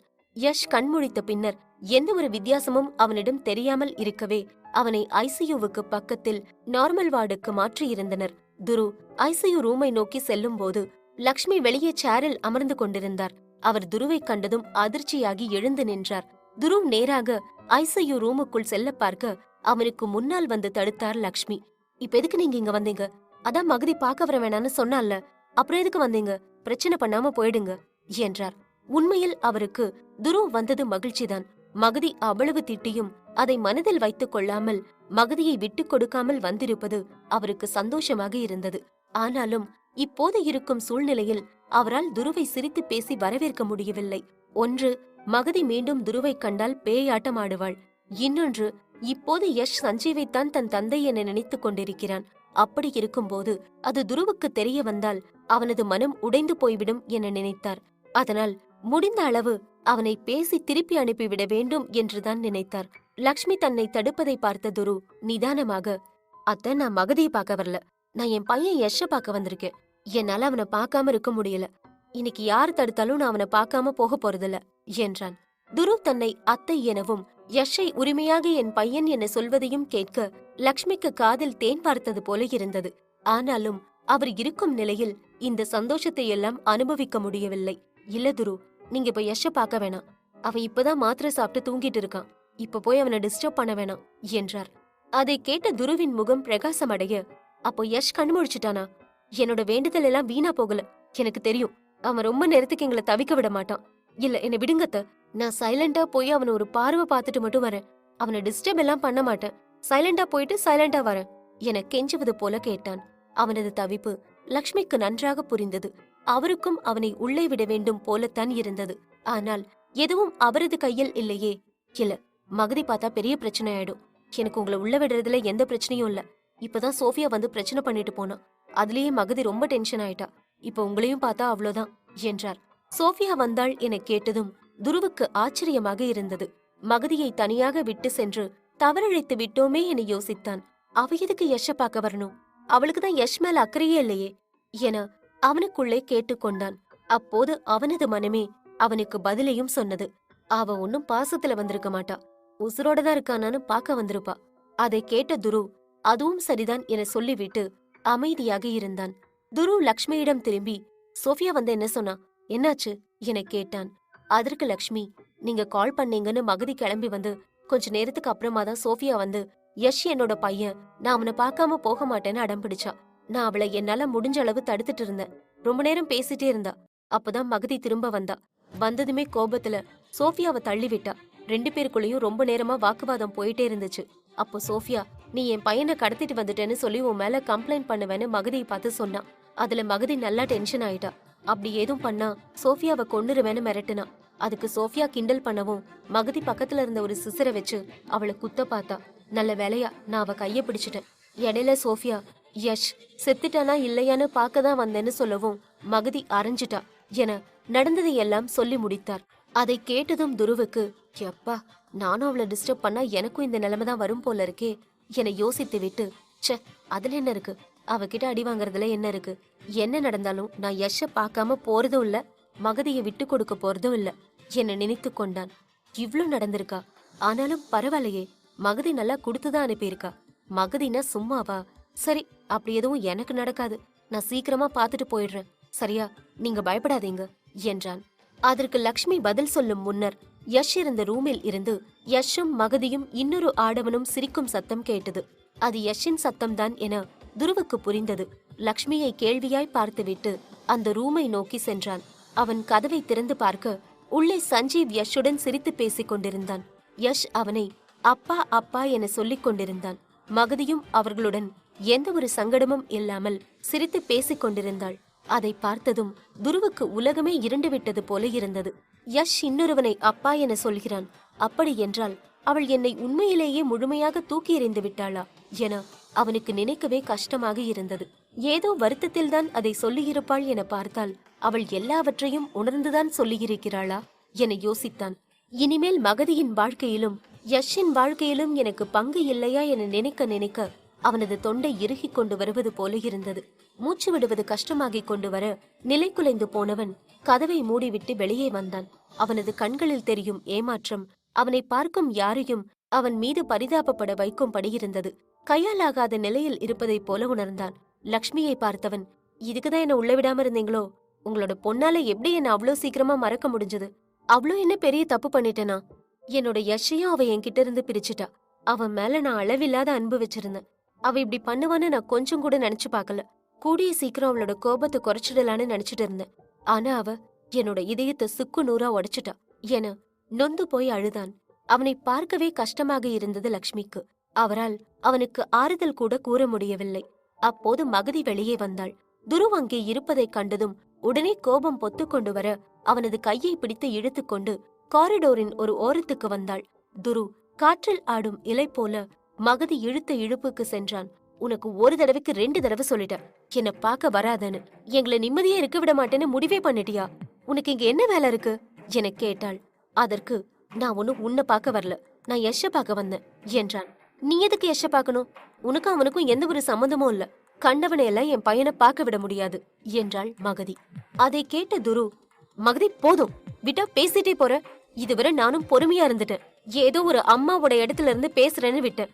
ஆனா இப்போ நீ உன் எல்லைய மீறிட்டு இருக்க. அவன் என்னோட பையன், நான் தான் யஷுக்கு அப்பா. ஆமாவா இல்லையான்னு சொல்றதுக்கு உனக்கு உரிமை இல்ல என சொன்னான். அவனுக்குமே இப்போது மகதியின் மேல் ஆத்திரமாக வந்தது. உனக்கு என்ன பார்த்தா எப்படி தெரியுது? நீ வானா வரணும், போனா போகணுமா? உன்னை ஒரு தடவை விட்டதுக்கே நான் ரொம்ப அனுபவிச்சுட்டேன். இனிமேலையும் உன்னை விடுறதா இல்ல. யஷ் என்னோட குழந்தை. நான் ஒன்னும் வெறும் வாய் வார்த்தைக்காகவோ ஏதோ சொல்லணுங்கிறதுக்காகவோ உன்கிட்ட நல்ல பேர் எடுக்கணுங்கிறதுக்காகவோ யஷ் என் பையன்னு சொல்லல. அவனை நான் முதலா பார்த்தப்பவே எனக்கு அவன் மேல ஒரு ஈர்ப்பு வந்துச்சு. அந்த பாசம் இப்ப வர கொஞ்சம் கூட குறையல. என் அப்பா மேல எனக்கு எந்த அளவு பாசம் இருக்கோ அதே அளவு யஷ் மேலயும் இருக்கு. அவன் என்னதான் அப்பாவை நினைக்கிறான், நானும் அவனை என் பையனா தான் நினைக்கிறேன். உனக்கு என் மேல இருக்கிற கோபத்தால எங்க 2 பேரையும் பிரிச்சுடாத. உனக்கு அறிவு இருக்குதானே? ஏன் உனக்கு புரிய மாட்டேங்குது? அன்னைக்கு நடந்தது ஒரு ஆக்சிடென்ட், ஒரு விபத்து. பாரு, எனக்கும் தான் அடிபட்டு இருக்கு. நான் ஒன்னும் யஷ நடு ரோட்ல விட்டுட்டு ஓடலையே. அவனை தூக்கிட்டு வந்து ஹாஸ்பிட்டல்ல சேர்த்தேன். என்னோட பிளட்டை கொடுத்துருக்கேன். நீ என்னோட உடம்புக்குள்ள வந்து பார்த்தாதான் உனக்கு புரியும் அந்த நேரத்துல நான் எவ்வளவு துடிச்சு போயிட்டேன்னு. என்னோட உசிரே போன மாதிரி இருந்துச்சு என முடியுமான அளவுக்கு மகதிக்கு புரிய வைக்க பார்த்தான். ஆனாலும் மகதியின் மூளைக்கு எதுவுமே எட்டவில்லை. அவளுக்கு துருவின் மேலிருந்த கோபம் ஆத்திரம் இன்னும் குறையவில்லை. அதோடு துரு அவளது குற்றச்சாட்டை ஏற்றுக்கொள்ளாமல் மேலே மேலே பேசிக்கொண்டு போவது அவளது கோபத்தை இன்னும் கொஞ்சம் கூட்டியது.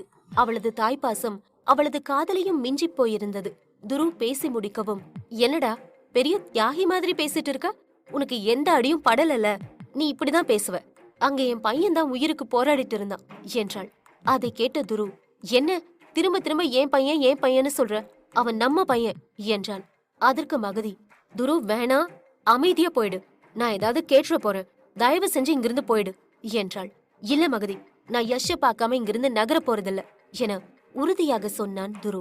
அதில் மகதிக்கு நன்றாக கோபம் ஏற, டேய், அவனை உன் பையன்னு சொல்லி உருகுறியே, அவனுக்கு உன்ன ஞாபகமே இல்ல. அவனுக்கு இதுவரை நடந்த எதுவுமே ஞாபகம் இல்ல என சொல்லி கத்தினாள். மகதி சொன்னதை கேட்டு ஆச்சரியப்பட்டான் துரு. அவள் என்ன சொல்கிறாள் என்றே அவனால் சரியாக புரிந்து கொள்ள முடியவில்லை. கேள்வியோடு மகதியை பார்த்தான். அவனுக்கு யாரையுமே ஞாபகம் இல்ல. கண்ணு முழிக்கும் போது நான் போனேன். நான் அவனோட அம்மான்னு அவன்கிட்ட முதல்லயே சொன்னதுனால அவன் என்ன நம்புறான். இப்ப நீ போயிட்டு அவன்கிட்ட நான் தான் உன்னோட அப்பான்னு சொல்லி அவனை குழப்பிடாத. அவனால அந்த குழப்பத்தை தாங்கிக்க முடியாது. அப்படி ஏதாவது அதிர்ச்சி ஆனான்னா அவனுக்கு திரும்ப ஏதாவது ஆகுமோன்னு பயமா இருக்கு. அவன் பழசையெல்லாம் மறந்துட்டாங்கிறத விட அவன் கண்ணு முழிச்சதே நான் பெரிய விஷயம்னு நினைக்கிறேன். அதுல நீ மண்ணள்ளி போற்றாத என்றாள். மகதி சொல்வதை கேட்க கேட்க துருவுக்கு தலையே வெடித்துவிடும் போல இருந்தது. பழசெல்லாம் மறந்துட்டானா அவனோட அப்பாவையும் மறந்துடுவானா? உன்ன அவன் அம்மான்னு ஏத்துக்கிட்டான்ல, அப்ப அவன் என்னையும் ஏத்துக்குவான். இல்லனா அவனை ஒரு தூரத்துல இருந்தாச்சும் பாத்துட்டு போறேன் மகதி என்றான். துரு கிட்டத்தட்ட பிச்சை எடுப்பது போல கெஞ்சிக் கொண்டிருந்தான். பாசம் எந்த ஒரு கல் நெஞ்சையும் கரைத்துவிடும் என்பதற்கு இதுவே சான்றாக இருக்கும். மகதி துருவை திருப்பி அனுப்புவதிலேயே குறியாக இருந்தாள். துரு, உனக்கு ஏன் சொன்னா புரிய மாட்டேங்குது? அவன் இப்போ உன்னை அவனோட அப்பாவா பாக்கல என்றாள். அதை கேட்டதும் துரு, என்ன அப்பான்னு நினைக்கலனா வேற யாரு அப்பான்னு நினைக்கிறான் என கேட்டாள். அவனது சத்தத்தை கேட்டு டாக்டர் ஒருவர், சரிங்கள சத்தம் போடக்கூடாது என்றார். அவரது குரலில் திரும்பி பார்த்த துரு அங்கே சஞ்சீவ் நின்று கொண்டிருப்பதை கண்டான். அவனை கண்டதும், ஓ, அப்ப அவன அப்பான்னு நினைக்கிறானா என சொன்னான். துரு இருந்த கோபத்தில் சஞ்சீவை அவன் என சொல்லிவிட்டான். உண்மையில் துருவுக்கு சஞ்சீவின் மீது எந்த ஒரு கோபமும் இல்லை. யஷை பார்க்க முடியவில்லை என்ற ஆதங்கத்தின் வெளிப்பாடே இது. சஞ்சீவை துரு மரியாதை குறைவாக பேசவும் மகதி, துரு போதும், இதோட நிறுத்து, அவன் இவன் எல்லாம் சொல்லாத என்றாள். தலைமுடியை கோதி கோபத்தை கட்டுப்படுத்தியவன், இங்க பாரு மகதி, நீ சொல்ற எல்லாத்தையும் நான் கேக்குறேன் அப்படிங்கிற ஒரே காரணத்துக்காக என்ன உன் இஷ்டத்துக்கு ஆட்டி வைக்க நினைக்காத.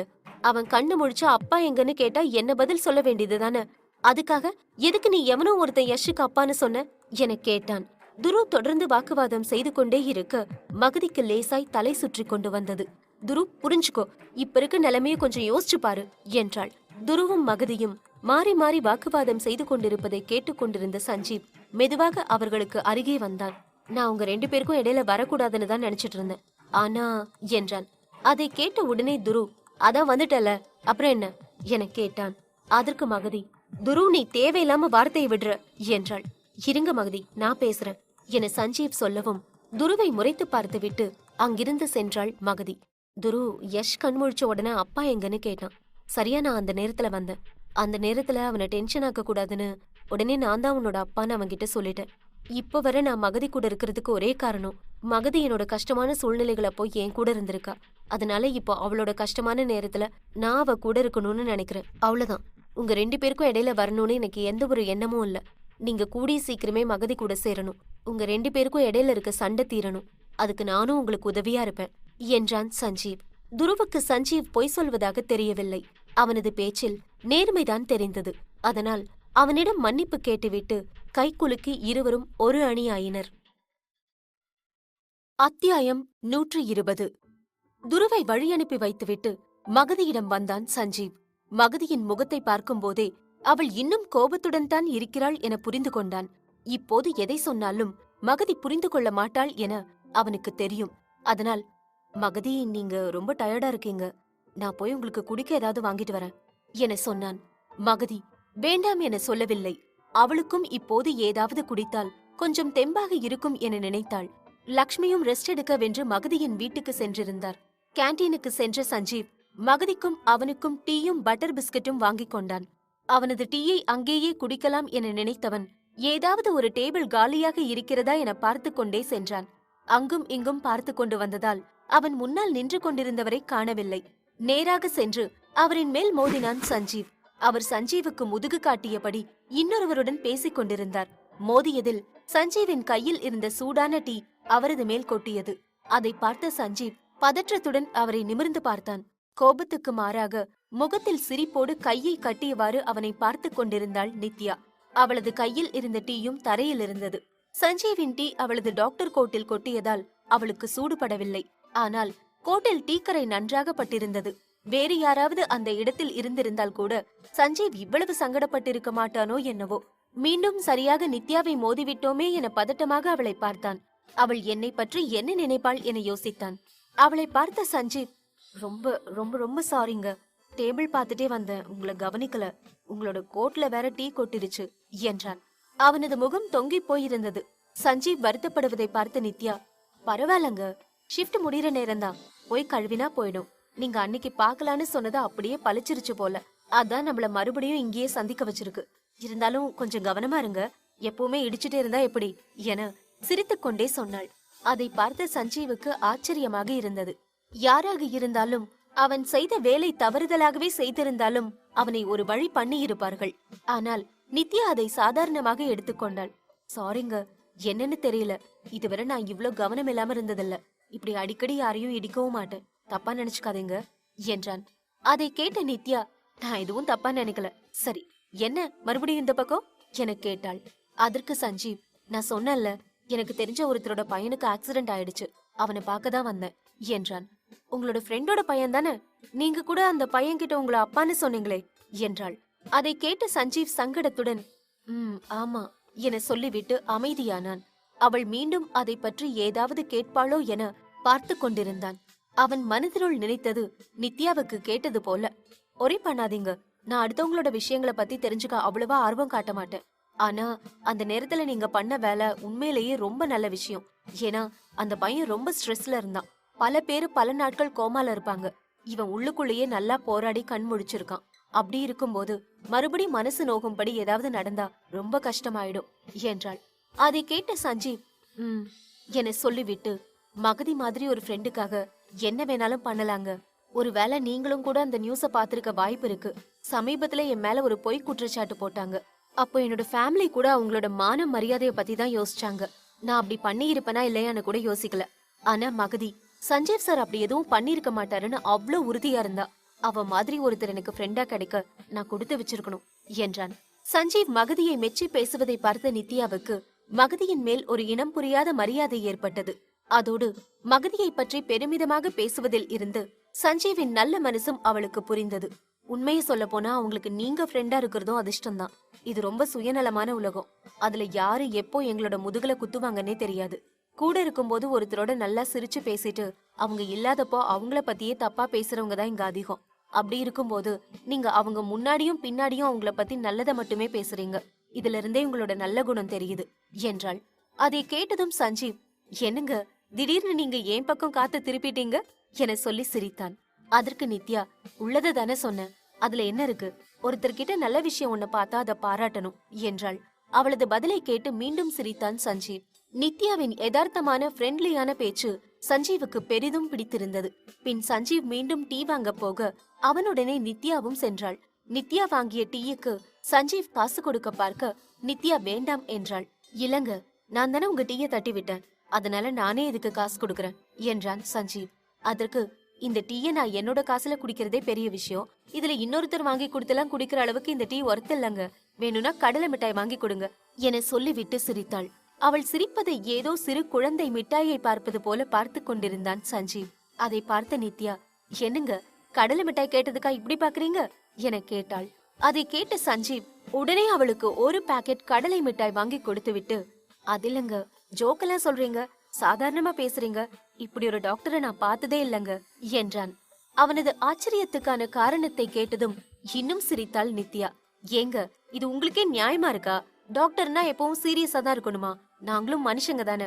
அதோட நான் கொஞ்சம் டிஃப்ரெண்ட் தான். ஃப்ரீ டைம்ல எல்லாம் நிறைய காமெடி வீடியோஸ் பாப்பேன், மீம்ஸ் பாப்பேன். அதனாலயும் என்னவோ கொஞ்சம் காமெடி சென்ஸ் அதிகம் தான். அப்படி இருக்கிறதுனால என்னால குழந்தைங்க கிட்ட ஈஸியா கனெக்ட் ஆக முடியுது. ரொம்ப ஜாலியா இருக்கும்.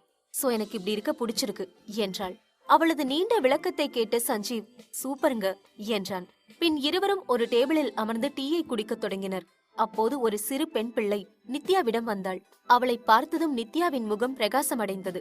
உடனே பேக்குக்குள் இருந்து ஒரு பாக்கெட்டை எடுத்து அந்த பிள்ளையிடம் கொடுத்தாள் நித்யா. சிறிது நேரத்தில் அவளும் சிறு பிள்ளையாகவே மாறிவிட்டாள்.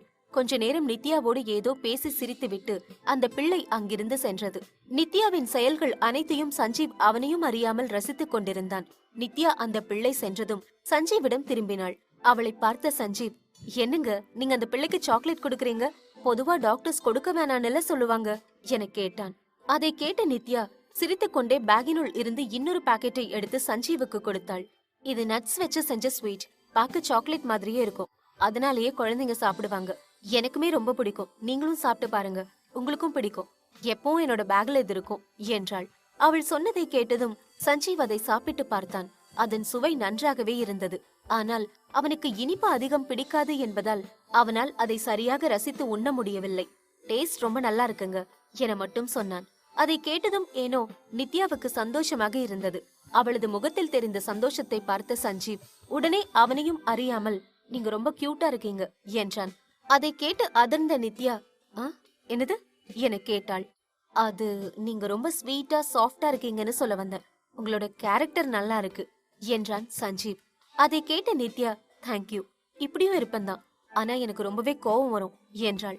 அதற்கு, கோபம் வராத மனுஷனே இல்லங்க என சொன்னான் சஞ்சீவ்.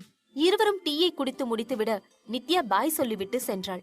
சஞ்சீவும் மகதிக்கு டீயை எடுத்துக்கொண்டு சென்றான். கொஞ்ச நேரத்துக்கு பிறகு யஷின் ரூமுக்கு வந்த டாக்டர்ஸ் அவனை டிஸ்சார்ஜ் செய்துவிட்டதாக சொன்னார். மகதி அதற்கான ஃபார்மாலிட்டிஸை செய்து கொண்டிருந்தாள். இதுவரை இருந்துவிட்டோம், இதற்கு பின்னால் நான் இருக்க வேண்டிய தேவை இருக்காது என நினைத்தான் சஞ்சீவ். அதைவிட என்னதான் இருந்தாலும் மகதியின் வீடு வரை போவது அவனுக்கு ஏனோ சரி எனப்படவில்லை. அதையும் விட யஷ் இங்கிருந்து செல்லும் போது சஞ்சீவியும் கூட வர சொல்லி கேட்பானோ என நினைத்துக் கொண்டு அங்கிருந்து சென்று விட்டான். துரு ஹாஸ்பிட்டலில் இருந்து நேராக வீட்டுக்கு சென்றான். அவன் உள்ளே செல்லும் போதே ஹாலில் ஆதித்யாவும் லேக்காவும் அமர்ந்திருப்பதை கண்டான். துருவின் கையில் இருந்த கட்டை பார்த்த ஆதித்யா பதறினார். என்ன துருவிது, அடிபட்டிருக்கு? எப்ப நடந்துச்சு? என்ன நடந்துச்சு? அப்பா கிட்ட ஒரு வார்த்தை கூட சொல்லல என சொன்னார். அவர் பதறுவதை பார்த்த துரு, அப்பா அப்பா இருங்க, எனக்கு ஒன்னும் இல்ல. யஷ் கூட கார்ல போயிட்டு இருக்கும் போது ஒரு ஆக்சிடென்ட், அதுல அடிபட்டுருச்சு. நீங்க இப்படி பதறுவீங்கன்னு தான் சொல்லல என்றான். அதை கேட்ட ஆதித்யா, பதட்டம் இல்லாம இருக்குமா பின்ன? நான் உன் அப்பாடா, யஷுக்கு என்னாச்சு? அவனுக்கு ஒன்னும் இல்லல்ல என கேட்டார். ஆதித்யா இப்படி கேட்கவும் யஷ் ரத்தத்தோடு இருந்தது அப்படியே துருவின் கண் முன்னால் வந்தது. அவன் கொஞ்சம் சீரியஸா தான் இருந்தான். இப்ப நல்லா இருக்கான்பா என சொன்னான். அவன் ஆதித்யாவை பார்த்து பேசிக் கொண்டிருந்தான். ஒருவேளை லேக்காவை பார்த்திருந்தால் அவனுக்கு சில விஷயங்கள் இப்போதே புரிந்திருக்குமோ என்னவோ. துருவின் முகம் பொலிவிழந்திருப்பதை பார்த்த ஆதித்யா, இப்ப நல்லா இருக்கான்ல, அது போதும், இனி கவனமாரு. சரி, எப்போ மகதி வீட்டுக்கு போவோம் என கேட்டார். அதற்கு துரு, இல்லப்பா, அது இனிமே நடக்கிற காரியம் இல்ல, இப்ப எங்களுக்குள்ள எந்த ஒரு பேச்சும் இல்ல என மனமுடைந்து சொன்னான். அதை கேட்டு பதறிய ஆதித்யா, என்னடா சொல்ற துரு, உங்களுக்குள்ள திடீர்னு என்ன பிரச்சனை வந்துச்சு என விசாரித்தார். அதற்கு துரு பதில் சொல்லும் முன்னர் லேக்கா முந்திக் கொண்டு, இந்த காலத்து பசங்களே இப்படிதான் ஆதித்யா, முதல்ல லவ் லவ்னு சொல்லி சுத்துவாங்க, கடைசியில சின்ன ஒரு பிரச்சனைக்கே பிரிஞ்சிடுவாங்க. காதலிக்கிற எல்லாரும் கல்யாணம் பண்ணிக்கிறது இல்லையே, நீங்க அவன்கிட்ட கேள்வி கேட்டு இன்னும் கஷ்டப்படுத்தாதீங்க என்றாள். அவளுக்கோ மகதி இனிமேல் தன் வழியில் குறுக்க வரமாட்டாள் என்ற சந்தோஷம். ஆதித்யாவினால் அதை ஏற்றுக்கொள்ள முடியவில்லை. இல்லையே, மகதி ரொம்ப நல்ல பொண்ணாச்சே, அவ இப்படி விட்டுட்டெல்லாம் போக மாட்டா என்றார். ஆதித்யா இன்னமும் மகதியை பற்றி நல்ல விதமாக பேசுவதை கேட்டதும் லேக்காவுக்கு உள்ளுக்குள் கொதித்தது. சரியாக அப்போதுதான் துருவம் அவளை பார்த்தான். அவளது முகத்தில் இருந்த மாற்றம் அவனுக்கு நன்றாகவே தெரிந்தது. அவளை பார்த்து கொண்டே, இல்லப்பா, பையனுக்கு ஆக்சிடென்ட் ஆனது என்னாலதானே அவன் நினைக்கிறா, என்னால அது இல்லன்னு நிரூபிக்கவும் முடியல, அதனால அவ இனிமே என்ன மூஞ்சிலேயே முழிக்காதுன்னு சொல்லிட்டா. அவளோட கோபம் குறைய வாய்ப்பே இல்ல. யஷுக்கு அடிபட்டதுல அவன் பழசெல்லாம் மறந்துட்டான், நான் தான் அவனோட அப்பாங்கிறதையே மறந்துட்டான் என வருத்தத்துடன் சொன்னான். அதை கேட்டதும் ஆதித்யாவுக்கு என்ன சொல்வது என்றே தெரியவில்லை. ஏதோ பெரிதாக ஏமாற்றப்பட்டு விட்டதை போல உணர்ந்தார். துருவின் முகத்தை பார்க்க முடியாமல் மெதுவாக எழுந்து அவரது ரூமுக்கு சென்றார். அவர் முழுமையாக மறையும் வரை காத்திருந்த லேக்கா துருவிடம் வந்தாள். என்ன துரு, மனசெல்லாம் புண்ணாகி இருக்கோ? இப்படிதான் வாழ்க்கையில யாரையுமே நம்ப கூடாது. நம்ம கூட யாரும் கடைசி வரை இருக்க போறதில்ல. இந்த ஏமாற்றத்துக்கெல்லாம் நம்ம ரெடியா தான் இருக்கணும். நம்ம யாரு மேல அதிகம் பாசம் வச்சிருக்கிறோமோ அவங்களாலதான் நமக்கு கஷ்டமும் வரும். அவளுக்காக நீ என்கிட்ட எல்லாம் சண்டை போட்டல, அவளுக்காக தானே உன்னையே நினைச்சுக்கிட்டு இருந்த பொண்ணையும் தூக்கி எறிஞ்ச. இப்ப பாத்தியா, நீ லவ் பண்ணவளே உன்னை மூஞ்சியில முழிக்காதுன்னு சொல்லியிருக்கா என நன்றாக கோபத்தை கிளறிவிட பார்த்தாள். அதை கேட்ட துரு ஒரு நக்கல் பார்வையோடு, மேடம் லேக்கா, உங்களுக்கு இன்னும் யார பத்தியும் முழுசா தெரியல. நீங்க எல்லாரும் உங்கள மாதிரியே இருப்பாங்கன்னு நினைக்க வேண்டாம். இப்ப கூட சொல்றேன், மகதி உங்களை விட 1000 மடங்கு மேலானவ. அவ ஒன்னும் என்னோட சொத்துக்காக காதலிக்கல. அப்படி பண்ணியிருந்தா அவ என்கிட்ட இப்படியெல்லாம் சண்டை போட்டு கோச்சுக்க மாட்டான். அதோட நீங்க என்னோட அப்பாவை ஏமாத்தினது போல அவ கூட இருந்தே குழி வெட்டல. அவளோட கோபம் நியாயமானது. அவ என்கிட்ட திரும்ப வருவா, அதையும் நீங்க பார்க்கதான் போறீங்க என சொல்லிவிட்டு அங்கிருந்து சென்றான். லேக்கா அங்கேயே அமர்ந்து கொண்டாள். என்ன இவன், என்ன நடந்தாலும் அசராம இருக்கானே, இவனை என்னதான் செய்யறது என யோசித்தபடியே இருந்தாள். துரு ரூமை நோக்கி செல்லும் போது ஜன்னல் ஊடாக வெளியே பார்த்தான். அங்கே கார்டனில் மீனா அபியோடு இருப்பதை பார்த்தான். அதை பார்த்ததும் மீனாவிடம் அபியை பற்றி பேசலாம் என நினைத்துக் கொண்டு அவளிடம் சென்றான். அத்தியாயம் 121. துரு மீனாவிடம் பேசி அபியை பற்றி தெரிந்து கொள்ளலாம் என நினைத்தான். அவன் அவள் அருகே செல்லும் போதே அவள் பயத்தில் நடுங்குவது தெரிந்தது. அதை பார்த்த துரு, இவகிட்ட இத பத்தியெல்லாம் கேட்க முடியாது, இவ ரொம்ப பயந்த சுபாவமா இருக்கா, சும்மா கிட்ட போனதுக்கே இந்த மாதிரி நடுங்குறா, நான் கேள்வி கேட்டா அதை அப்படியே போய் லேக்கா கிட்ட ஒப்பிச்சு வச்சிருவா, இவ கூட இருந்த அந்த பையனை பிடிக்க வேண்டியதுதான், அவனை பிடிச்சு விசாரிப்போம் என நினைத்துக் கொண்டான். அவன் திரும்பி செல்ல பார்க்கையில் லேக்கா உள்ளிருந்து அவனை பார்த்து கொண்டிருப்பது தெரிந்தது. அதை பார்த்ததும் துரு அப்படியே திரும்பி செல்லாமல் அபியை தூக்கிக் கொண்டு கொஞ்ச நேரம் விளையாடத் தொடங்கினான். ஆனாலும் லேக்காவுக்கு அவனது நடத்தையில் சந்தேகம் வந்தது போல. இவன் என்ன சம்பந்தம் இல்லாம நடந்துக்கிறான்? ஒருவேளை இவனுக்கு ஏதாச்சும் தெரிஞ்சிடுச்சோ என யோசித்துக் கொண்டே அவளது ரூமுக்குள் சென்றாள். லேக்கா சென்று விட்டதை பார்த்த துரு அபியை மீனாவிடம் கொடுத்துவிட்டு அவனது ரூமுக்கு சென்றான். குளித்துவிட்டு வெளியே வந்தவனுக்கு ஒரு யோசனை வந்தது. நான் நேர்ல போனாதானே மகதி யஷ பார்க்க விடமாட்டா, அதுக்குதானே என்கிட்ட போன் இருக்கு, அத்தைக்கு வீடியோ கால் பண்ணி பார்க்க வேண்டியதுதான் என நினைத்தவன் லக்ஷ்மிக்கு கால் செய்தான். துருவிடம் இருந்து கால் வருவதை பார்த்த லக்ஷ்மி உடனே காலை அட்டென்ட் செய்தார். என்னப்பா, என்ன விஷயம் என கேட்டார். அதற்கு துரு, அத்தை மகதி பக்கத்துல இருக்காளா என கேட்டான். இல்லப்பா, மகதி டாக்டரை பார்த்து பேசிட்டு வர போயிருக்கா, நான் மட்டும்தான் யஷ் பக்கத்துல இருக்கேன் என்றார். அதை கேட்ட துரு மகிழ்ந்தான். சூப்பர் அத்தை, நான் வீடியோ கால் எடுக்கிறேன், யஷ கொஞ்சம் காட்டுறீங்களா ப்ளீஸ் என கேட்டான். லக்ஷ்மிக்கும் இது நல்ல ஐடியா என்றே தோன்றியது. மகதியும் பக்கத்தில் இல்லாததால் சரிப்பா எடு என்றார். அதை கேட்டதும் உடனே துரு வீடியோ கால் எடுத்தான். லக்ஷ்மி காலை அட்டென்ட் செய்து யஷை காட்டினார். அவன் தூங்கிக் கொண்டிருந்தான். யஷை பார்த்ததுமே துருவின் கண்கள் கலங்கின. தலையில் போடப்பட்டிருந்த பெரிய கட்டு கழற்றப்பட்டு நெற்றியில் சிறிய ஒரு பேண்டேஜ் மட்டும் போடப்பட்டிருந்தது. போனில் தெரியும் யஷின் முகத்தில் முத்தமிட்டான் துரு. கொஞ்ச நேரம் அவனையே பார்த்து கொண்டிருந்தான். அவனது உருவத்தை தன் மனதினுள் சிற்பமாக செதுக்கிக் கொண்டிருந்தான். ஓ, அம்மாக்கும் டாடிக்கும் லவ் டெஸ்ட் போயிட்டு இருக்குடா குட்டி, அதுல நீ தேவையில்லாம மாட்டிக்கிட்ட. ஆனா இந்த டெஸ்ட் சீக்கிரமே முடிஞ்சிரும்டா, உன்னை இப்பவே அள்ளி அணைச்சுக்கணும் போல இருக்கு. ஆனா முடியலடா, உன்னோட அம்மா என்னோட கையெல்லாம் கட்டி வச்சிருக்கா. கூடிய சீக்கிரத்துல நான் அந்த கயிறை அவிழ்த்துடுவேன். அதுக்கப்புறமா எனக்கும் உனக்கும் இடையில எந்த ஒரு தடையும் இருக்காது. நாம 2 பேரும் சேர்ந்து நல்லா ஃபன் பண்ணலாம் என சொன்னான். துரு பேசுவதையெல்லாம் கேட்டுக்கொண்டிருந்த லக்ஷ்மிக்கு வியப்பாக இருந்தது. எப்படி ஒருத்தரால இன்னொருத்தரோட குழந்தைன்னு தெரிஞ்சதுக்கு அப்புறமாவும் அந்த குழந்தை மேல இவ்ளோ பாசத்தை காட்ட முடியுது? இந்த காலத்துல தான் விரும்புற பொண்ணு தன்னால கர்ப்பம் ஆனாலே அவளை விட்டுட்டு போற பசங்க தான் இருக்கானுங்க. அவனுங்களுக்கு மத்தியில துரு ரொம்ப வித்தியாசமா இருக்கான். கடவுளே, சீக்கிரமாவே இவங்களுக்குள்ள இருக்கிற பிரச்சனையை தீத்துடு, இவங்க 3 பேரும் சந்தோஷமா வாழறத நான் பாக்கணும் என வேண்டிக் கொண்டார். துரு கொஞ்ச நேரம் அமைதியாக யஷை பார்த்து கொண்டிருந்தான். வெளியே மகதியின் சத்தம் கேட்பது போல இருக்கவும் லக்ஷ்மி உடனே மகதி வந்துட்டா போல, நான் வைக்கிறேன் என சொல்லிவிட்டு காலை கட் செய்தார். மகதி உள்ளே வரவும் டாக்டர் என்ன சொன்னாரு என கேட்டார் லக்ஷ்மி. அதை கேட்ட மகதி டிஸ்சார்ஜ் பண்ண ஓகே சொல்லிட்டாங்க. ஆனா போலீஸ் கேஸ் இருக்கிறதுனால இன்னும் கொஞ்சம் ஃபார்மாலிட்டிஸ் இருக்கான். அதோட துரு வந்து அட்மிட் பண்ணதுனால அவனே வரணும்னு சொன்னாங்க. நான் அவன் ஆக்சிடென்ட் ஆனதுல தான் குழந்தைய கூட்டிட்டு வந்து சேர்த்து விட்டான். மத்தபடி குழந்தைக்கு அவன் யாரும் இல்ல, நான் தான் கார்டியன்னு சொல்லி அதை சமாளிச்சுட்டேன். இப்போ கடைசியா கொஞ்சம் டெஸ்ட் எடுக்கணுமா, அதோட ரிப்போர்ட் காலையில தானா வரும். சோ காலையில வீட்டுக்கு போகலான்னு சொல்லிட்டாங்க என்றாள். அதை கேட்ட லக்ஷ்மிக்கு கொஞ்சம் வருத்தமாக இருந்தது. அவர்கள் இதற்கு ஒத்துக்கொள்ளாமல் இருந்திருந்தால் துருவ் யஷை பார்க்க வாய்ப்பு கிடைத்திருக்குமே என நினைத்தார். அவன் போனில் பேசும்போதே அந்த அளவு எமோஷனல் ஆனான். அதனால் அவன் நேரில் பார்த்தால் அவனது மனம் சற்று நிம்மதியடையும் என நினைத்தார். ஆனால் அது நடக்கவில்லை என்று வருத்தப்பட்டார். அவரது முகம் சோகமாக இருப்பதை கண்ட மகதி, அம்மா நீ என்ன யோசிச்சுட்டு இருக்க என கேட்டாள். அதற்கு உடனே முகத்தை மாற்றிக்கொண்ட லக்ஷ்மி, அது இல்லடா குட்டி பாவம், இன்னொரு நாள் ஹாஸ்பிட்டல்ல வைக்கணுமேனு யோசிச்சேன் என சொல்லி சமாளித்தார். அதை கேட்ட மகதி, அம்மா அவனுக்கு இப்ப எந்த ஒரு பிரச்சனையும் இல்ல, அவன் நல்லாதான் இருக்கான், ஜஸ்ட் போலீஸ்க்கு ரிப்போர்ட் கொடுக்கதான் இந்த டெஸ்ட் என்றாள். அதை கேட்டதும் என்று மட்டும் சொன்னார் லக்ஷ்மி. அவரது கவலைக்கான உண்மையான காரணத்தை சொன்னால் மட்டும் மகதி அதை தீர்த்து வைத்து விடுவாளா என்ன? சஞ்சீவ் வீட்டுக்கு வரும்போது பாட்டியும் ராஜியும் அமர்ந்து பேசிக் கொண்டிருந்தனர். சஞ்சீவ் வருவதைக் கண்டதும் ராஜி மெதுவாக எழுந்து சென்றார். தர்ஷினியின் வீடியோ விஷயம் நடந்ததில் இருந்து அவர் இப்படித்தான் நடந்து கொள்கிறார். சஞ்சீவிடம் சரியாக முகம் கொடுத்து பேசவே இல்லை. சஞ்சீவுக்கு இது பெரிய மன வருத்தத்தை கொடுத்தது. ராஜி செல்வதையே ஏக்கத்தோடு பார்த்தவன் பாட்டியிடம் வந்தான். பாட்டி, உன் மருமகளுக்கு எப்போ என் மேல கோபம் குறையுமான்னு கொஞ்சம் கேட்டு சொல்ல என கேட்டான். அதை கேட்ட பாட்டியோ, பேரா, உன்னோட அம்மாவுக்கும் உனக்கும் நடுவுல நடக்கிற சண்டையில என்ன இழுத்து விடாத. நாங்களே இத்தனை வருஷமா சண்டை போடாம உலக சாதனை படிச்சுட்டு இருக்கோம், நீ அதை பிரேக் பண்ண வச்சிடுவ போலயே என சொல்லி சிரித்தார். உங்ககிட்ட பேசி ஜெயிக்க முடியுமா பாட்டி? சரி, மாத்திரையெல்லாம் சரியா சாப்பிட்டீங்களா என கேட்டான். அதற்கு பாட்டி, என்னோட மருமக அதையெல்லாம் சரியா நேரத்துக்கு குடுத்துடுவா. நீ சொல்லு, இப்ப மகதியோட பையனுக்கு எப்படி இருக்கு என கேட்டார்.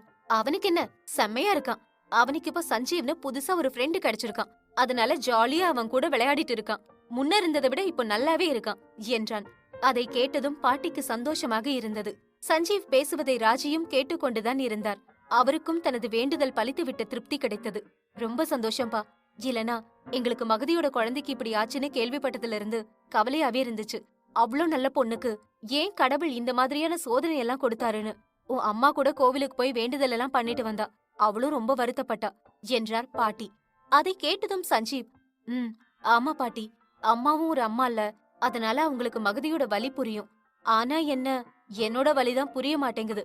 அதுவும் கூடிய சீக்கிரம் புரிஞ்சிடும். அம்மா இப்போ என் மேல கோபமா இருந்தாலும் என் அம்மாவும் ரொம்ப ஸ்வீட் என சொல்லிவிட்டு பாட்டியின் கன்னத்தை கிள்ளினான். பாட்டியும் கூட சிரித்தார்.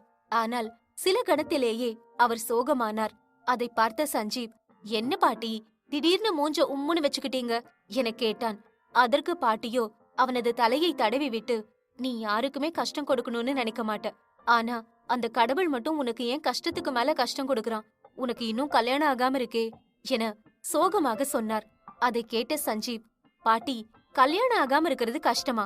போங்க பாட்டி, நான் ரொம்ப சந்தோஷமா ஃப்ரீயா இருக்கேன். உங்களுக்கு கஷ்டம்னு சொல்லுங்க, ஆனாலும் எனக்குன்னு பிறந்த பொண்ணு வராமலா போயிடுவா?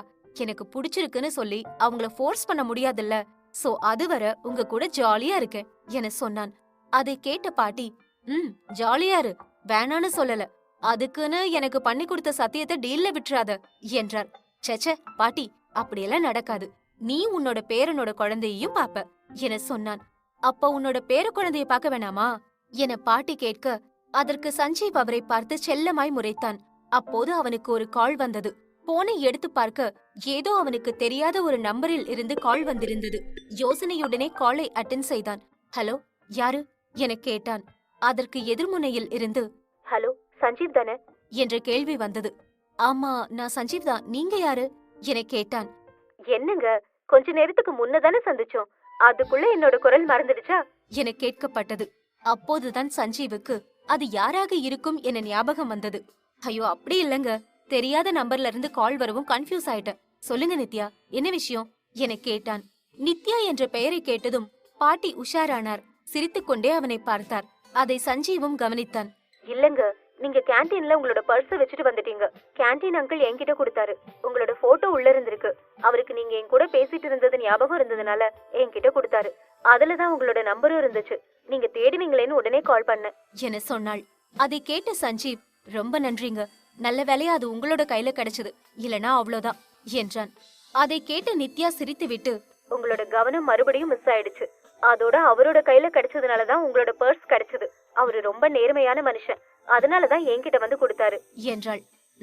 நாளைக்கு அவரை பார்த்து நன்றி சொல்லிடுறேன். பர்ஸ் உங்ககிட்டயே இருக்கட்டும், நான் நாளைக்கு ஹாஸ்பிட்டலுக்கு வந்து எடுத்துக்கிறேன் என்றான். சரிங்க என நித்யா சொல்ல, மகதி போயிட்டாங்களா என கேட்டான். இல்லங்க, லாஸ்டா கொஞ்சம் டெஸ்ட் எடுக்க வேண்டியிருக்கு, அதை எடுத்துட்டு நாளைக்கு மார்னிங் தான் போவாங்க என்றாள். ஓ ஓகே என சொன்னான் சஞ்சீவ். நித்யா அமைதியாக இருந்தாள். சஞ்சீவுக்கு அவளோடு இன்னும் கொஞ்ச நேரம் ஏதாவது பேச வேண்டும் போல இருந்தது. ஆனால் பாட்டி பார்த்து கொண்டிருப்பதை கண்டு ஆசையை மூட்டை கட்டிவிட்டு, சரிங்க, அப்ப நாளைக்கு மார்னிங் பார்க்கலாம் என்றான். அதை கேட்டு சிரித்த நித்யா, மறுபடியும் ஹாஸ்பிட்டல்ல தானே, சரிங்க என்றாள்.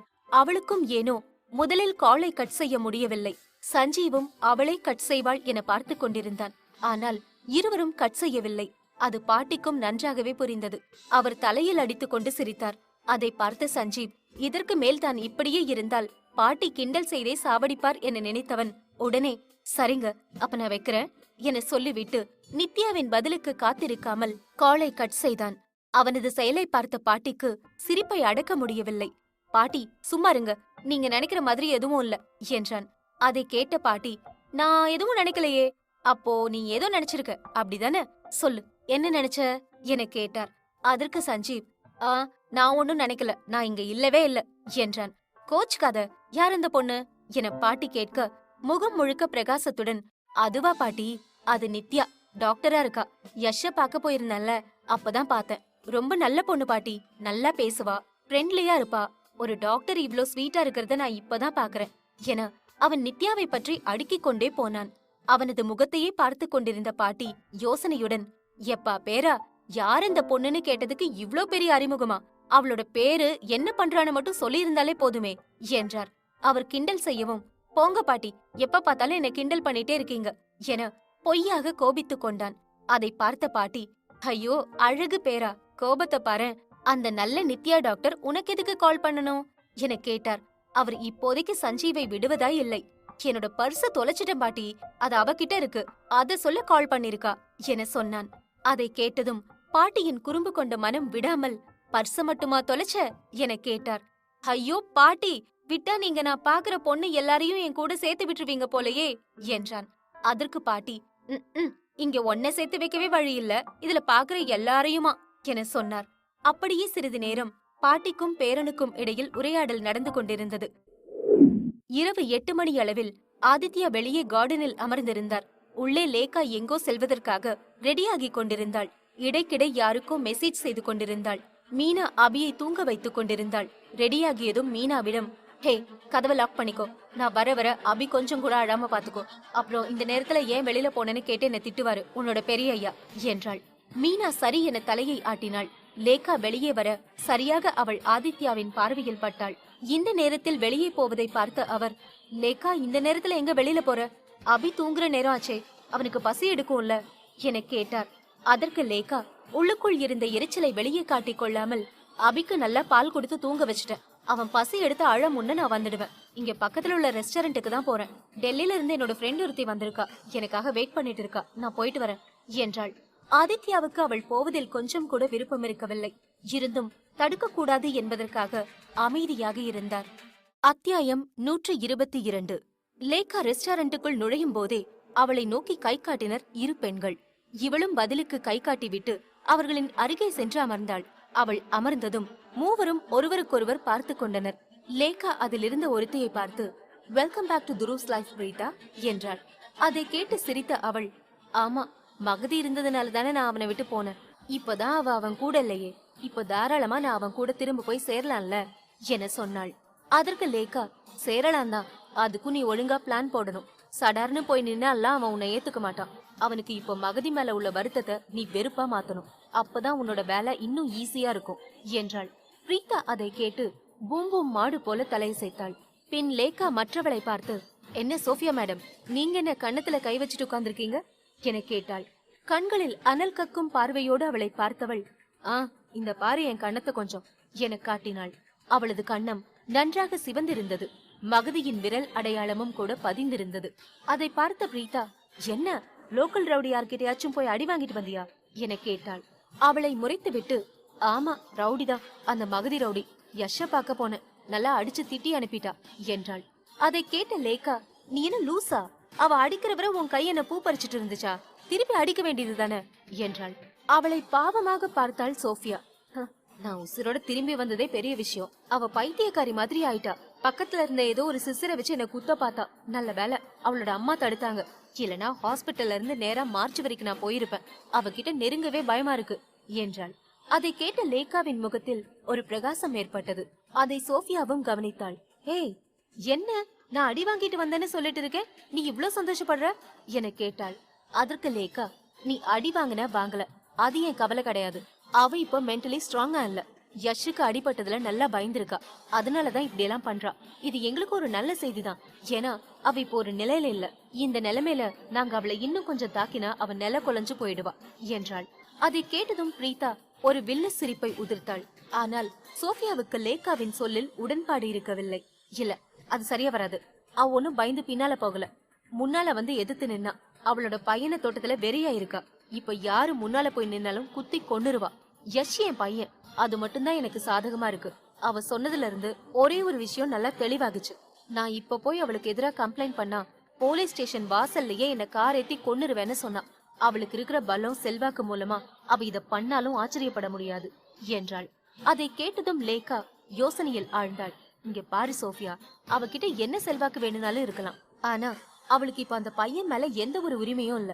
அவ இப்ப அவனுக்கு ஒரு கார்டியன் தான். நீ எப்படியாச்சும் அவனை உன்கிட்ட வரவே. மகதிக்கு அந்த பையன் தான் எல்லாமே போல இருக்கு. அவ அந்த பையனுக்காக அவ காதலிச்ச துருவியே தூக்கி போட்டுட்டா. சோ அவளுக்கு பையன் தான் முக்கியமா இருக்கு.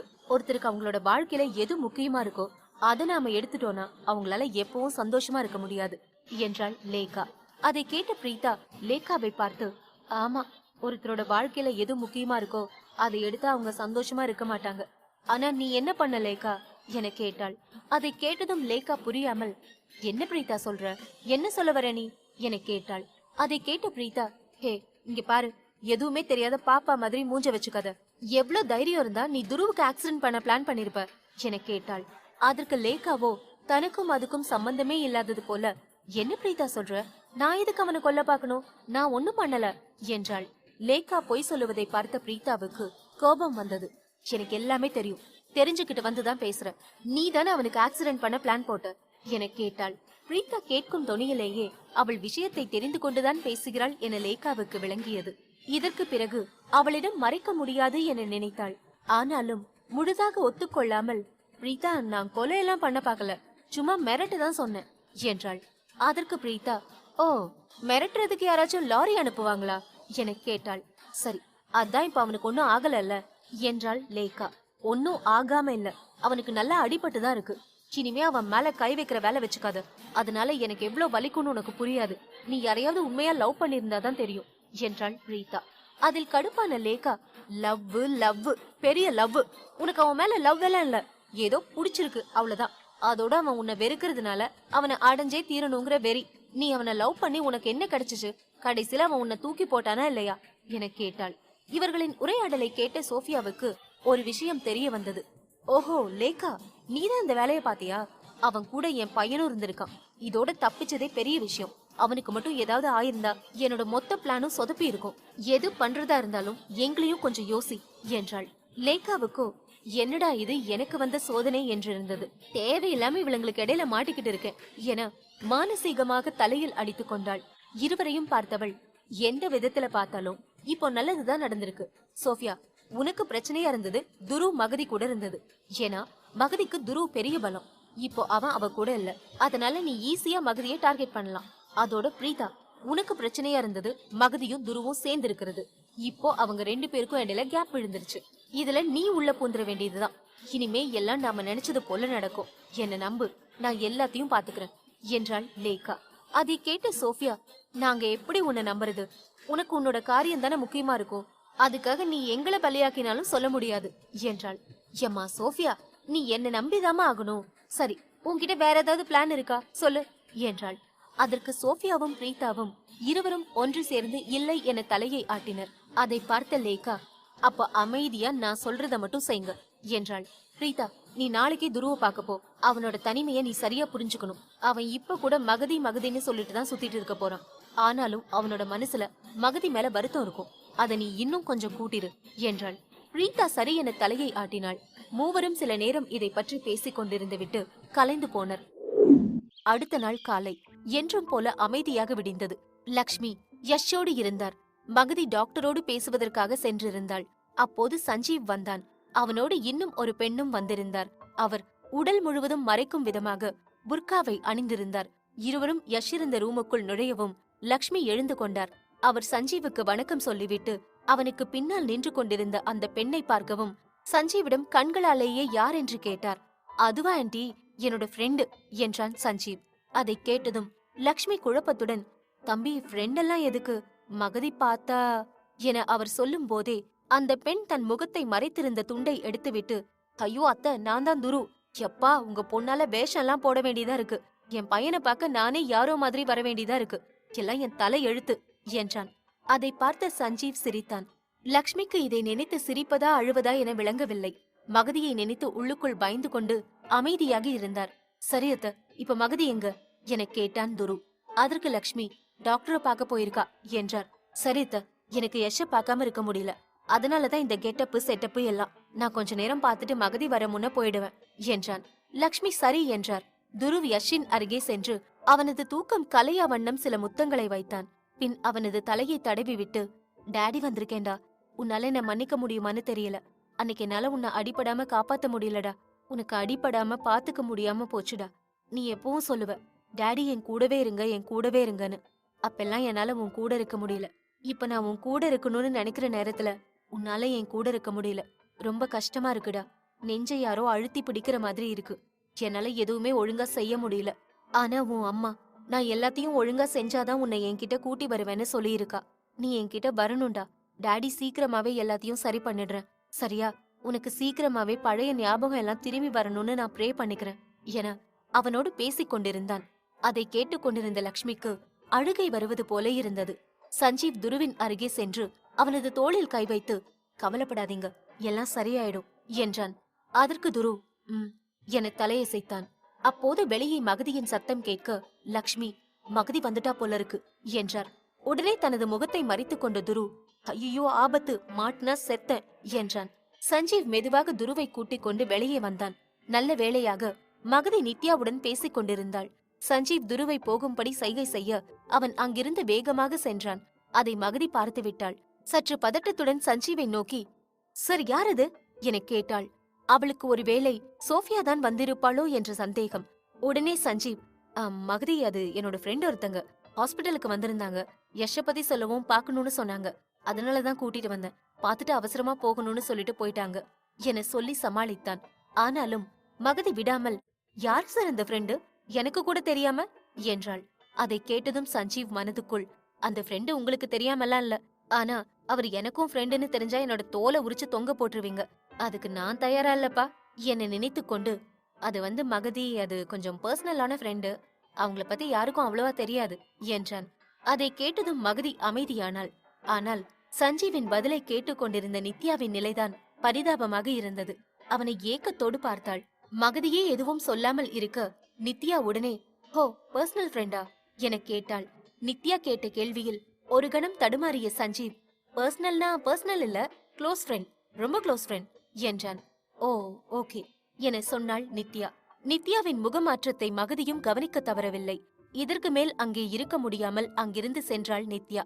போகும் வழியில், பர்சனலான ஃப்ரெண்டா, எந்த மாதிரி பர்சனலா இருக்கும், ஒருவேளை லவ்வரா இருக்குமோ, சச்ச வாய்ப்பில்ல, அதையே இருக்க கூடாது. ஹே இரு, இப்ப நான் எதுக்கு இதையெல்லாம் யோசிக்கிறேன்? அவருக்கு ஃப்ரெண்ட் இருந்தா என்ன, கேர்ள் ஃப்ரெண்ட் இருந்தா என்ன, லவ்வர் இருந்தா என்ன, ஏன் பொண்டாட்டியே இருந்தா கூட உனக்கு என்ன? நீ ஏன் அதை பத்தி யோசிக்கணும்? அமைதியா இரு என சொல்லி தன் மனதை கட்டுப்படுத்தினாள். துரு பார்க்கிங்கிற்கு சென்று காருக்குள் ஏறி அமர்ந்ததும் தனது வேஷத்தை கலைத்தான். அவனது மனம் சந்தோஷத்தில் துள்ளி குதித்துக் கொண்டிருந்தது. எப்படியோ ஒரு வழியாக யஷை பார்த்து விட்டோமே என்ற குதூகலத்தில் இருந்தான். நாளை நன்றாக ஆரம்பித்து விட்டதைப் போல இருந்தது. இனி இந்த உற்சாகத்துடனேயே வேலைகளை செய்யலாம் என நினைத்துக் கொண்டு ஆபீஸை நோக்கி சென்றான். துரு தனது கேபினை நோக்கி போகும்போது கேபின் வாசலில் தீபக் டென்ஷனாக அமர்ந்து கொண்டிருந்தான். அவனை பார்த்ததும் துருவுக்கு திக்கென்றிருந்தது. அவனுக்கு பின்னால் இருந்த நபரை பார்த்ததும் துரு அதிர்ச்சியில் மயங்கி விழாமல் இருந்தது ஆச்சரியம்தான். அத்தியாயம் 123. தீபக்கிற்கு பின்னால் பிரீதா நின்று கொண்டிருப்பதை கண்ட துருவுக்கு தூக்கி வாரி போட்டது. இப்பதானே நாள் நல்லா ஆரம்பிச்சிருக்குன்னு சொல்லி சந்தோஷப்பட்டுட்டு இருந்தேன், அதுக்குள்ள எங்கிருந்து இந்த தீய சக்தி வந்துச்சு என யோசித்தவன் தீபக்கை பார்த்து, தீபக், எதுக்கு அப்பாயின்மெண்ட் இல்லாத ஆளுங்களை எல்லாம் உள்ள விடுறீங்க என கேட்டான். அதற்கு தீபக், சார், நான் ஏன் சார் விட போறேன், அவங்களா உள்ள வந்துட்டாங்க, உங்களை பார்த்தே ஆகணும்னு சொன்னாங்க, அதான் இங்க நிக்க வச்சிருக்கேன் என்றான். அவன் அப்படி சொல்லவும் பிரீதாவை பார்த்து முறைத்துவிட்டு, பாக்கணும்னு சொன்னா உள்ள விட்டுருவீங்களா? நான் யாரையும் இப்ப பாக்குறதா இல்ல, தயவு செஞ்சு அவங்கள வெளியில அனுப்பிடுங்க தீபக் என்றான். துரு தன்னை ஆபீஸை விட்டு வெளியே துரத்தினாலும் துரத்தி விடுவான் என நினைத்த பிரீதா உடனே துருவின் அருகே வந்து கையை பிடித்தாள். துரு, பிளீஸ், ஒரே ஒரு தடவை உன்கிட்ட பேசணும் என்றாள். துரு பிரீதாவின் கையை பார்த்து, அடிச்சி கையிடு என சொல்லி அவளது கையை உதறிவிட்டவன், என்னால உன்கிட்ட பேச முடியாது, அன்னைக்கு பெரிய இவளாட்டம் சொல்லிட்டு போனல, இனி என் மூஞ்சிலேயே முழிக்க மாட்டேன்னு உனக்கு சொன்ன பேச்ச காப்பாத்துற பழக்கமே இல்லையா என கேட்டான். துரு கையை தட்டி விட்டதில் பிரீதாவுக்கு கோபம் வந்தது. ஆனால் இப்போது கோபப்பட்டால் தன் வேலை பாழாகிவிடும் என்ற எண்ணத்தில் அமைதியாக இருந்தாள். தீபக்கை ஒரு பார்வை பார்த்துவிட்டு கொஞ்சம் அமைதியான குரலில், துரு, பிளீஸ், இந்த ஒரே ஒரு தடவை மட்டும், ரொம்ப முக்கியமான விஷயம் ஒன்னு பேசணும் என்றாள். உண்மையிலேயே ஏதாவது எமர்ஜென்சியாக இருக்குமோ, ஏதாவது உதவி தேவைப்படுகிறதோ என நினைத்த துரு, சரி சொல்லு என்றான். அதை கேட்டதும் பிரீதாவுக்கு உள்ளுக்குள் அவ்வளவு சந்தோஷம். அதை வெளியே காட்டிக்கொள்ளாமல் முகத்தை கெஞ்சுவது போல் வைத்துக்கொண்டு, இல்ல துரு, கொஞ்சம் தனியா பேசணும் என்றாள். துருவும் போனால் போகட்டும் என நினைத்து கொண்டு, சரிவா என சொல்லிவிட்டு கேபினுக்குள் சென்றான். துரு நேராக சென்று தன் சேரில் அமர்ந்து கொண்டான். பிரீதா துரு சொல்லும் வரை காத்திருக்காமல் முன்பு போன்றே அதே உரிமை இன்னும் இருக்கிறது என நினைத்து கொண்டு அவளும் அவனது கேபினில் போட்டிருந்த சேரில் அமர்ந்து கொண்டாள். அதை பார்த்த துரு, நான் உன்னை உட்கார சொல்லவே இல்லையே என்றான். அதில் பிரீதாவுக்கு சுருக்கென்று ஏறியது. உடனே எழும்ப பார்த்தாள். இல்ல பரவாயில்ல, உட்காரு, அவ்வளவு மரியாதை வேணாம் என்றான் துரு. அவன் வேண்டுமென்றே தன்னை கிண்டல் செய்வது விளங்கினாலும் இந்த இடத்தில் பொறுமையை இழக்கக்கூடாது என்பதற்காக அமைதியாக இருந்தாள் பிரீதா. லேப்டாப்பை ஆன் செய்து அதில் தன் வேலைகளை பார்த்தபடியே, சொல்லு, என்ன சொல்ல வந்த என்றான். இதற்குத்தான் காத்திருந்தவள் போல உடனே நான் மகதியை பத்தி தான் சொல்ல வந்தேன் என்றாள். அவள் அப்படி சொல்லவும் டைப் செய்து கொண்டிருந்த துருவின் கைகள் அப்படியே நின்றன. பிரீத்தாவை உற்று பார்த்தவன், ஆஹா, மகதியை பத்தி என்கிட்டயே பேசணுமா? நல்லது, சொல்லு என தெனாவெட்டாய் கேட்டான்.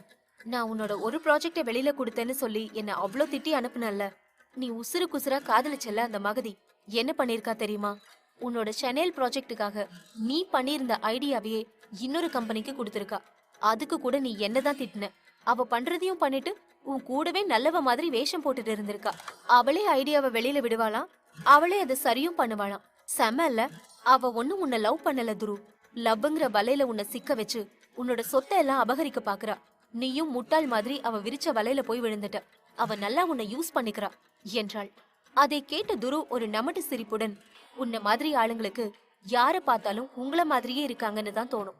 எனக்கு ஒரே ஒரு விஷயத்த மட்டும் சொல்லு. அவ என்னோட சொத்தை அபகரிக்க பாத்திருந்தா அவ அதை எப்பவோ பண்ணி இருக்கலாம். ஏன், நீ கூட எனக்கு போதையை ஏத்தி விட்டு மேரேஜ் பேப்பர்ல சைன் வாங்கினல்ல, அது மாதிரி கூட அவ பண்ணி இருக்கலாம். ஆனா பண்ணல.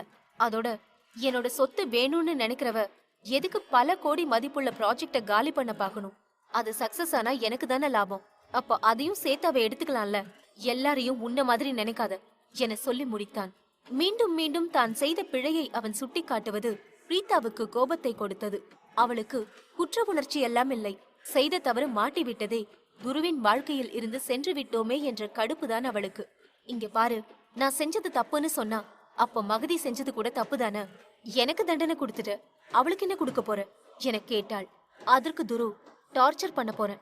ஏண்டா என்னை இவ்ளோ லவ் பண்றேன்னு அவ கேக்குற அளவுக்கு அவளை லவ் டார்ச்சர் பண்ண போறேன் என்றான். துருவின் பதிலை கேட்டதும் பிரீத்தாவுக்கு ரத்தம் கொதித்து கொண்டு வந்தது. எனக்கு தெரியும் துரு, நீ சும்மா சொன்னாலாம் நம்ப மாட்ட. அதனாலதான் நான் உனக்கு எல்லா ஆதாரத்தையும் கொண்டு வந்திருக்கேன் என சொன்னவள் பேகினுள் இருந்து சில பேப்பர்களை எடுத்தாள். ஒவ்வொன்றாக துருவிடம் காட்டியவள், இங்க பாரு, உன்னோட ப்ராஜெக்ட அவ அந்த கம்பெனிக்கு தான் கொடுத்திருக்கா. பாரு, இது அவளோட மெயில் ஐடி. இதுல இருந்து தான் அனுப்பியிருக்கா. இத்தனை தடவை அவ அந்த கம்பெனி நம்பருக்கு கால் பண்ணிருக்கா என சொன்னாள். அதையெல்லாம் உன்னிப்பாக பார்த்த துரு, சபாஷ், உண்மையாவே நான் உன்னை பாராட்டியாகணும். எவ்ளோ கஷ்டப்பட்டு எல்லாத்தையும் கண்டுபிடிச்சு என்னோட நல்லதுக்காக அதை என்கிட்டயே கொண்டு வந்து காட்டியிருக்க. ஆனா ஒன்னு சொல்லட்டா, நீ ரொம்ப லேட் பண்ணிட்ட என்றான். அதை கேட்ட பிரீதா, ஏன், என்ன லேட்டு, எதுக்கு லேட்டு என புரியாமல் கேட்டாள். அவளது குழம்பிய முகத்தை பார்த்த துரு, ஒருத்த ஊருக்கே தெரிஞ்ச ரகசியத்தை பூதம் காக்குறது போல காத்துக்கிட்டு இருந்து எல்லார்கிட்டயும் சொல்லுவானா. அத மாதிரிதான் இருக்கு நீ இப்போ சொன்ன கதை. நீ என்ன நினைச்சிட்டு இருக்க? இவ்ளோ பெரிய கம்பெனியை வச்சுக்கிட்டு இருக்கேன், இந்த ஒரு சின்ன விஷயத்த கூட நான் கண்டுபிடிக்காம இருப்பனா? உன்னோட தில்லலங்கடி வேலையை கண்டுபிடிச்ச அன்னைக்கே எனக்கு இதுவும் தெரியும் என்றான். துருவின் பதிலில் ஆடிப்போய் நின்றாள் பிரீதா. எல்லாம் தெரிந்த பிறகும் எப்படி அவன் மகதியுடன் இருக்கிறான் என அவளுக்கு புரியவில்லை. என்ன மட்டும் துரத்தி விட்டான், அப்ப அவள என யோசித்தவள் அதை அப்படியே துருவிடமும் கேட்டாள். அப்ப உனக்கு எல்லாம் தெரியுமா? தெரிஞ்சும் இன்னும் எப்படி என கேட்டாள். அதற்கு துரு சேரை பின்னால் நகர்த்தி காலை மேசைக்கு மேலால் வைத்துக்கொண்டு, நான் அவளுக்கு பண்ணிருக்க அநியாயத்துல ஒரு சின்ன துரும்பு கூட அவ எனக்கு பண்ணல. என்னை கொலை பண்ண கூட அவளுக்கு உரிமை இருக்கு. ஏன்னா நான் அந்த அளவுக்கு அவளை கஷ்டப்படுத்தி இருக்கேன். அவ என்ன பழிவாங்க தான் இதையெல்லாம் பண்ணியிருக்கா. அத நான் இல்லைன்னு சொல்லல. ஆனா அவ என்னோட காதல முழுசா உணர்ந்த அடுத்த கணமே அந்த பழிவாங்குற எண்ணத்தை மாத்திக்கிட்டா. அதனாலதான் அவ பண்ண தவிர அவளே சரி செய்ய எனக்கு உதவி செஞ்சா. நான் பண்ணி இருந்த ஐடியாவுக்கு சேனல் ப்ராஜெக்ட் எனக்கு கிடைச்சிருக்குமோ என்னவோ, ஆனா மகதியோட ஐடியாவுக்கு கிடைச்சது. அப்போல இருந்து இப்ப வர அவ எனக்கு காதல மட்டும்தான் கொடுத்துட்டு இருக்கா. ஆனா மேடம், நீங்க என்ன செஞ்சீங்க? அந்த லேக்கா செஞ்ச எல்லா திருட்டு வேலையிலயும் கூடவே இருந்தீங்க. உங்களோட வேலை நடந்தா போதும்னு இருந்தீங்க. அவ என்னோட அப்பாவையே கொலை பண்ண பாத்திருக்கான்னு உனக்கு தெரிஞ்சும் நீ அதை என்கிட்ட சொல்லல. உனக்கு நல்லாவே தெரியும் எனக்கு என்னோட அப்பா தான் எல்லாமேன்னு. ப்ராஜெக்ட் விஷயத்த கூட மன்னிச்சிருவேன், ஆனா இந்த விஷயம் தான் என்னால மன்னிக்கவே முடியாது. நாளைக்கு இன்னொரு தேவை வந்தாலும் நீ எந்த எல்லைக்கு வேணும்னாலும் போவேன்னு எனக்கு தெரியும். உனக்கும் மகதிக்கும் நிறைய வித்தியாசம் இருக்கு. அவ காலம் முழுக்க என்னை தள்ளியே இருக்க வச்சாலும் நான் அவளை நினைச்சுக்கிட்டே இருந்துடுவேன். அந்த அளவு நான் அவ மேல காதலும் மரியாதையும் வச்சிருக்கேன். அவ என்னோட வாழ்க்கையில இருந்து போயிட்டான்னு நினைச்சிட்டு நீ என்னோட வாழ்க்கையில வரன்னு நினைக்காத. Just get out of here என்றான். பிரீதா அசையாமல் இருந்தாள். மனதுக்குள், ஆமா துரு, நீ சொன்னது சரிதான். எனக்கு வேணுங்கிற ஒண்ணு எனக்கு கிடைக்க நான் என்ன வேணாலும் செய்வேன். எனக்கு இப்ப நீதான் வேணும். அதுக்காக நான் என்னெல்லாம் செய்யறேன் பாரு என நினைத்து கொண்டிருந்தாள். பிரீதா இன்னும் அப்படியே இருப்பதை பார்த்த துரு, ஹே, நீ இன்னும் போகலையா? நீயா போறியா இல்ல கழுத்தை பிடிச்சு வெளியே தள்ளட்டுமா என கேட்டான். அதை கேட்ட பிரீதா எழுந்து கொண்டு, நீ இதுக்கெல்லாம் ரொம்ப ஃபீல் பண்ணுவ துரு என்றாள். ஏற்கனவே ஏண்டா உன்னை பார்த்தோன்னு ஃபீல் பண்ணிட்டு தான் இருக்கேன். எனக்கு உன்னோட பேரை கூட சொல்ல பிடிக்கல. ஏதோ அவசரம்னு சொன்னேன். ஏதாவது உதவி கேட்டு வந்திருக்கியோன்னு பாவம் பார்த்து உள்ள விட்டேன். உனக்கு எல்லாம் பாவம் பார்த்தது ஏன் தப்புதான். முதல்ல இங்கிருந்து கிளம்புறியா? காலையிலேயே வந்து கடுப்பேத்திக்கிட்டு என்றான். துரு அவளை விரட்டுவதிலேயே குறியாய் இருக்க எப்போதும் போல தரையில் காலை அடித்துவிட்டு அங்கிருந்து சென்றாள். அவள் செல்லும் வரை இருந்தவன் சேரில் இருந்து எழுந்து கொண்டு, கடவுளே, என்ன கடவுளே இது? நான் என்ன உன்கிட்ட டார்ச்சர் சப்ஸ்கிரிப்ஷன்ல எடுத்திருக்கேனா என்ன? இப்படி ஒவ்வொன்னா அனுப்பிட்டு இருக்கியே, இந்த பிஞ்ச மனசு எவ்வளவுதான் தாங்கும் என புலம்பியவன் ஒரு காஃபியை ஆர்டர் செய்தான். சஞ்சீவ் மகதியிடம் கொஞ்ச நேரம் பேசிவிட்டு ரூமில் இருந்து வெளியே வந்தான். அவன் போவதை பார்த்த நித்யா அவனது பர்ஸை கொடுக்கலாம் என எண்ணி, ஹலோ சஞ்சீவ் என்றாள். அவளது குரலில் திரும்பி பார்த்த சஞ்சீவ், சொல்லுங்க டாக்டர் என்றான். நேற்று அவளை நித்யா என பெயர் சொல்லி அழைத்துக் கொண்டிருந்த சஞ்சீவ் இன்று அவளை டாக்டர் என அழைக்கவும் நித்யாவுக்கு இதயத்தில் திடீரென்று யாரோ ஊசியால் குத்துவது போல இருந்தது. ஓ, இன்னைக்கு நான் உங்களுக்கு டாக்டர் ஆயிட்டனா என கேட்டாள் நித்யா. அதற்கு சஞ்சீவோ அவளது மனதை புரிந்து கொள்ளாமல், வாட், நீங்க எப்பவுமே டாக்டர் தானே என கேட்டான். என்ன காமெடி பண்றத நினைப்பா என பதிலுக்கு கேட்டாள் நித்யா. நான் எங்க காமெடி பண்ணணும்? இல்ல நீங்க டாக்டர் தானே என புரியாமல் கேட்டான் சஞ்சீவ். இல்லங்க, நான் சும்மா போலீஸ் சர்டிபிகேட் வாங்கிட்டு வந்து இங்க இருக்கேன். நான் ஒரு டம்மி டாக்டர் என்றாள். நித்யா இப்படி பேசுவதை பார்த்த சஞ்சீவுக்கு ஒன்றுமே புரியவில்லை. ஏன் அவள் இப்படி பேசுகிறாள் என யோசித்தான். நித்யா கடுப்பில் இருப்பதை பார்த்து, நான் தான் எந்த தப்புமே பண்ணலையே என நினைத்தவன், இப்போ எதுக்குங்க நீங்க என்கிட்ட கோபமா பேசுறீங்க என கேட்டான். ஓ, உங்களுக்கு இப்பெல்லாம் அப்படிதான் தெரியும் என்றாள் நித்யா. ஏங்க, சத்தியமா எனக்கு ஒண்ணுமே புரியலங்க என்றான். அதற்கு சிறு பிள்ளை போல முகத்தை வைத்துக் கொண்ட நித்யா, ஆமா, உங்களுக்கு இப்போ க்ளோஸ் ஃப்ரெண்ட் எல்லாம் இருக்காங்க.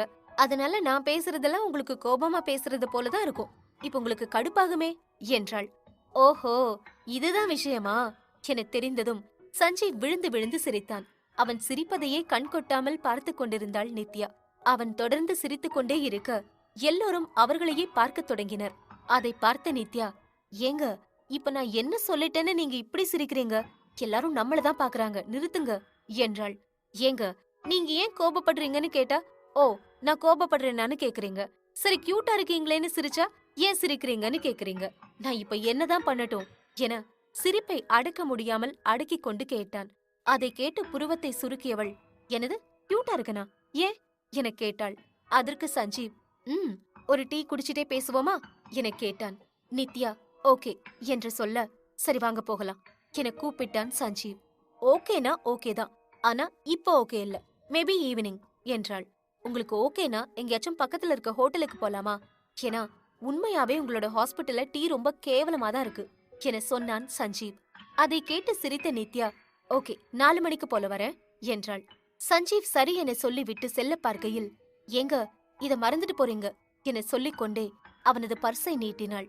அதை எடுத்து பாக்கெட்டுக்குள் போட்டவன், சில நேரங்கள்ல சிலத மறக்கிறதும் நல்லாதான் இருக்கு என்றான். நித்யா அதை கேட்டு புன்னகைத்துவிட்டு பாய் சொல்லிவிட்டு சென்றாள். அவள் போவதையே பார்த்து கொண்டிருந்த சஞ்சீவ் அவனது பிஏவுக்கு கால் செய்தான். பிஏ காலை அட்டென்ட் செய்ததும், ஹலோ, 4 மணிக்கு எனக்கு ஒரு மீட்டிங் இருந்துச்சு தானே, அதை போஸ்ட்போன் பண்ணிடுங்க என்றான்.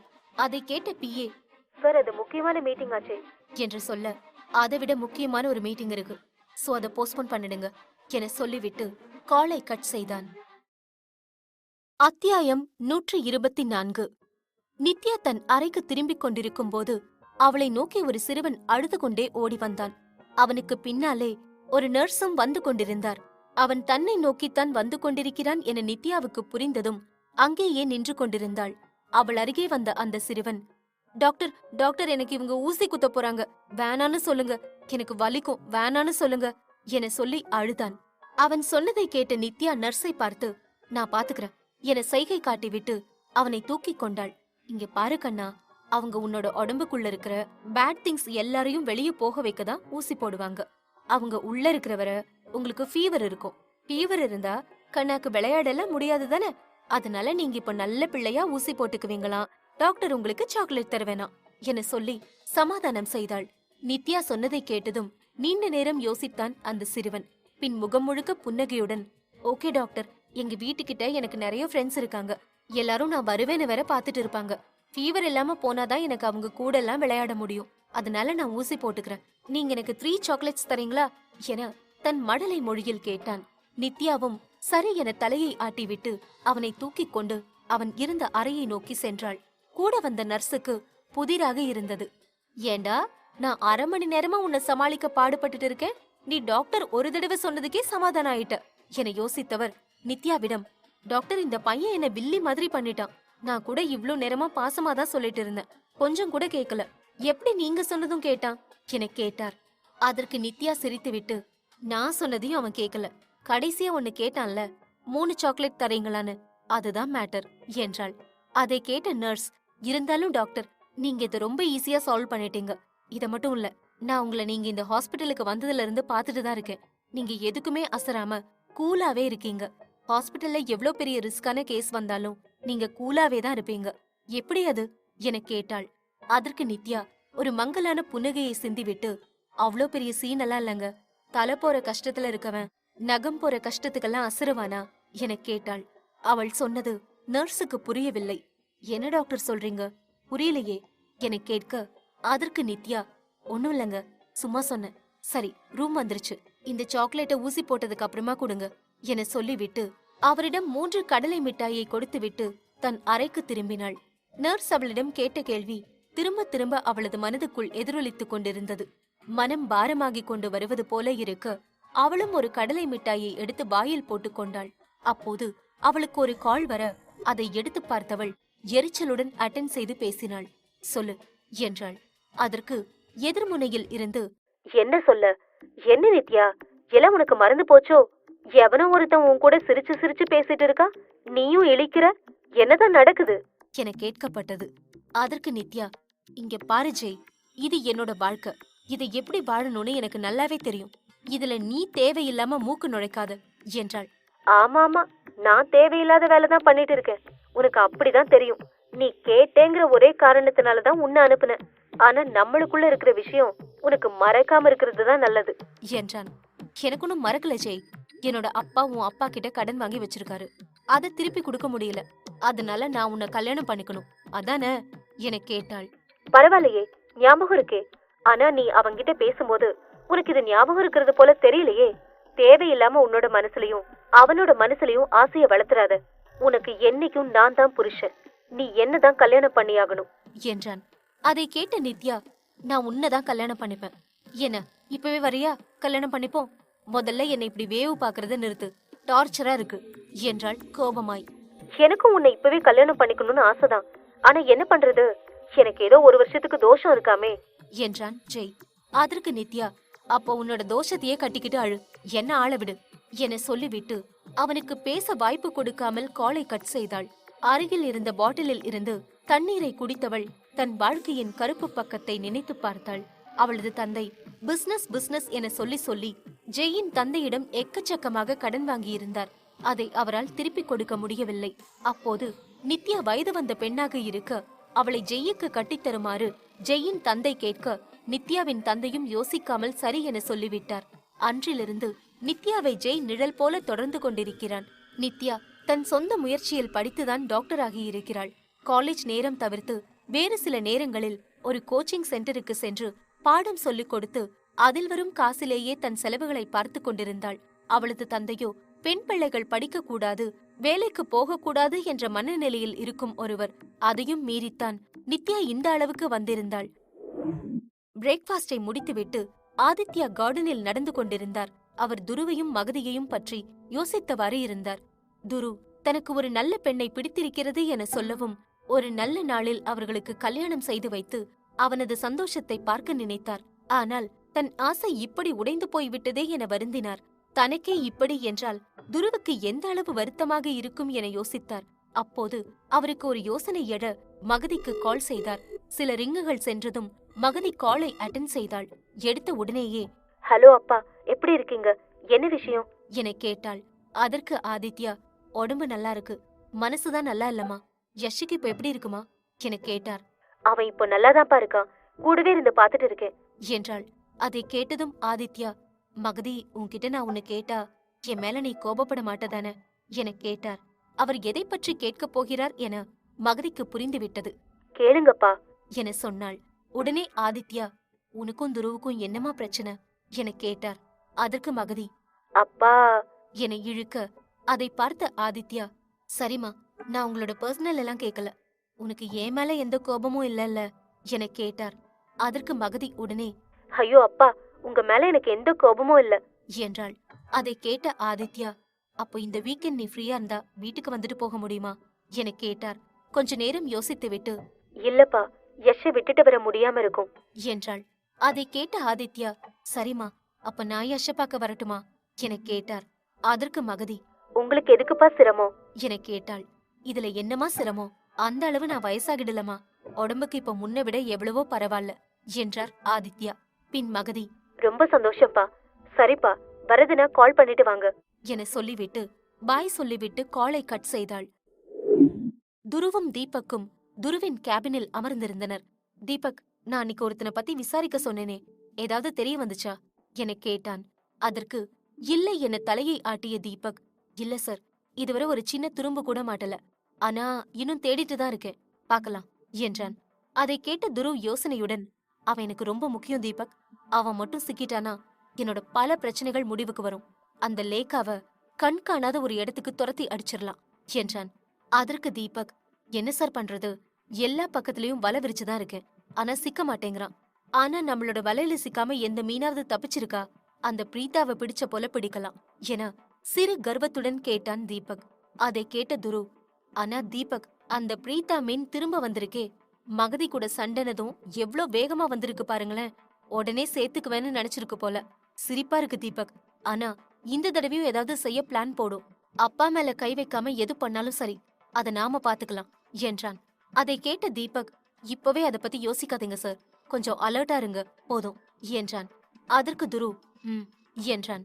அப்போது தீபக், சார், ஹெவன் கம்பெனி இருக்குல்ல, அவங்களோட புதிய கிளாத்திங் பிராண்ட் லான்ச் பண்ண போறாங்களாம், அதுக்கு அட்வர்டைஸ்மெண்ட்டுக்கு மெயில் அனுப்பியிருக்காங்க, நாமளும் அப்ளை பண்ணலாமா என கேட்டான். அதை கேட்ட துரு உற்சாகத்துடன், தாராளமா பண்ணலாமே என்றான். அதற்கு தீபக்கோ, ஆனா சார், போட்டி அதிகமா இருக்குமே, நம்ம இப்போ ஷனேல் ப்ராஜெக்டையும் முடிக்க வேண்டியிருக்கு என இழுத்தான். தீபக் யோசிப்பதை பார்த்த துரு, தீபக், அதையும் முடிக்கலாம், இதையும் பண்ணலாம், அப்பதானே எங்களோட கம்பெனி ஒரு ஸ்டாண்டர்டுக்கு வரும் என்றான். துருவின் உற்சாகத்தை பார்த்த தீபக் சந்தேகத்துடன், சார், கம்பெனி வளர்ச்சிக்காக அப்ளை பண்ண பாக்குறது போல எனக்கு தெரியலையே என சொன்னான். அதற்கு துரு அசடு வழிந்து கொண்டு, தீபக், மகதி சொல்லிட்டு போனது மறந்துடுச்சா, கம்பெனிய நல்ல ஒரு நிலைமைக்கு கொண்டு வரணும், அதுக்கு எங்களுக்கு நிறைய ஆர்டர்ஸ் வரணும், அதோட இது காம்படிஷன்னால இதுக்கு ரெட் ஃபியூஷனும் அப்ளை பண்ணுவாங்க, அவங்க அப்ளை பண்ணா யாரு வருவாங்க, என்னோட மகதி வருவா, எனக்கு அந்த சாக்குல மறுபடியும் மகதிய பாக்கலாம்ல, எப்படி, ஒரு கல்லுல 2 மாங்கா என்றான். துரு சொன்னதை கேட்ட தீபக் தலையில் அடித்துக் கொண்டான். சார், மகதி மேடம பார்க்க மலைய கூட பிளந்துருவீங்க போலயே என்றான். அதற்கு துரு, என்ன தீபக் செய்யறது, எல்லாம் இந்த காதல் செய்யும் மாயை, இந்த காதல் இருக்கே, இத பத்தி நிறைய பேர் நிறைய சொல்லி கேள்விப்பட்டிருக்கேன், அப்பெல்லாம் என்னடா இது கன்றாவின்னு தான் நினைப்பேன், ஆனா இப்போ அத நான் ஃபீல் பண்ணும்போதுதான் அவங்க சொன்னது எல்லாம் எவ்ளோ உண்மைன்னு தெரியுது. அவளுக்கு ஒரு கஷ்டம்னா என்னால நிம்மதியா இருக்க முடியறதில்ல, அதே போல அவளோட ஒரு புன்னகை கூட அவ்வளோ சந்தோஷத்தை கொடுக்கும், அந்த ஃபீல் இருக்கே, அப்பப்பா, அதுக்காக என்ன வேணாலும் பண்ணலாம் தீபக், மலைய பிளக்கறதெல்லாம் தூசு தட்டுற வேலை என துரு ரசித்து சொல்லிக் கொண்டிருந்தான். தீபக் அவனையே பார்த்து கொண்டிருந்தான். அதை பார்த்த துரு, என்ன தீபக் அப்படி பாக்குறீங்க, லூசு மாதிரி இருக்கேனா, இருப்பேன்தான், உங்களுக்கெல்லாம் இது எங்க புரிய போகுது என்றான். அவன் அப்படி சொன்னது தீபக்கை தூண்டிவிட்டது போல. என்ன சார், எனக்கு புரியாதா, நாங்கெல்லாம் அந்த காலத்திலேயே லவ் மேரேஜ் சார், அதுவும் 2 பேரும் வேற வேற ஊரு, வேற வேற மதம், எவ்ளோ சண்டை, எவ்ளோ பிரச்சனை, எல்லாத்தையும் எதிர்த்து நின்னோம்ல, இப்போ கடவுள் புண்ணியத்துல 2 பிள்ளைங்க வேற இருக்காங்க, தப்பே இல்ல சார், காதலுக்காக என்ன பண்ணாலும் தப்பே இல்ல சார் என்றான் தீபக். தீபக் பேசுவதையே கண்ணிமைக்காமல் ஆச்சரியத்தோடு பார்த்து கொண்டிருந்தான் துரு. தீபக், செம்ம, நீங்க இப்படி பேசும்போது எனக்கு இன்னும் கொஞ்சம் பெட்டரா இருக்கு என சொன்னான். அதை கேட்ட தீபக், என்ன சார் கிண்டலா என கேட்டான். அதற்கு துரு, சேச்சே, நிஜமாதான் சொல்றேன் தீபக் என்றான். பின் தீபக், சரி சார், நான் போயிட்டு வரேன், அதுக்கு அப்ளை பண்றேன் என்றான். அதற்கு துரு சிரித்துவிட்டு, உங்களுக்கு கொஞ்சம் ஃப்ரீ கொடுக்கலான்னு நினைச்சேன் தீபக், சோ அதுக்கு நானே அப்ளை பண்ணிட்டேன் என்றான். அதை கேட்ட தீபக் ஆச்சரியத்துடன், இது எப்ப சார் நடந்துச்சு என கேட்டான். இப்பதான் 2 நிமிஷத்துக்கு முன்னாடி என பதில் சொன்னான் துரு. அவனை பார்த்து சிரித்துவிட்டு, நடத்துங்க நடத்துங்க சார் என சொல்லிவிட்டு சென்றான் தீபக். சஞ்சீவ் ஆபீஸ் மீட்டிங்கையும் கேன்சல் செய்துவிட்டு நித்யாவுக்காக காத்து கொண்டிருந்தான். தனது கடிகாரத்தில் நேரத்தை பார்த்தான். நேரம் சரியாக 3:59 இருந்து 4 மாறும்போது நித்யா அவன் கண் முன்னால் வந்து நின்றாள். இதுவரை அவளை டாக்டர் கோட்டில் பார்த்தவனுக்கு இன்று நார்மல் உடையில் பார்க்கும்போது வித்தியாசமாக இருந்தது. ஒரு ஷார்ட் டாப்பும் டெனிமும் அணிந்து கூந்தலை லூசாய் விட்டிருந்தாள். எல்லாவற்றுக்கும் மேலாக லேசாக மேக்கப்பும் போட்டிருந்தாள்.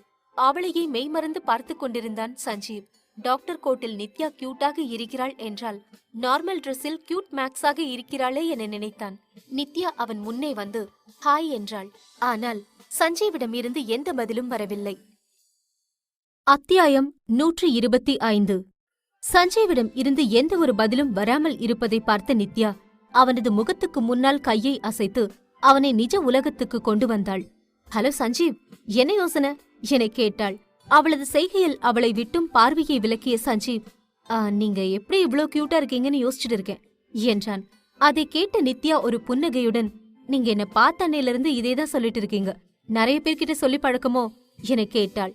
அதற்கு சஞ்சீவ், ஏங்க பாக்குற எல்லார்கிட்டயும் போய் நீங்க கியூட்டா இருக்கீங்கன்னு சொல்லிட்டு இருக்க முடியுமா? உண்மையிலேயே கியூட்டா இருக்கவங்க கிட்ட தானே சொல்ல முடியும் என்றான்.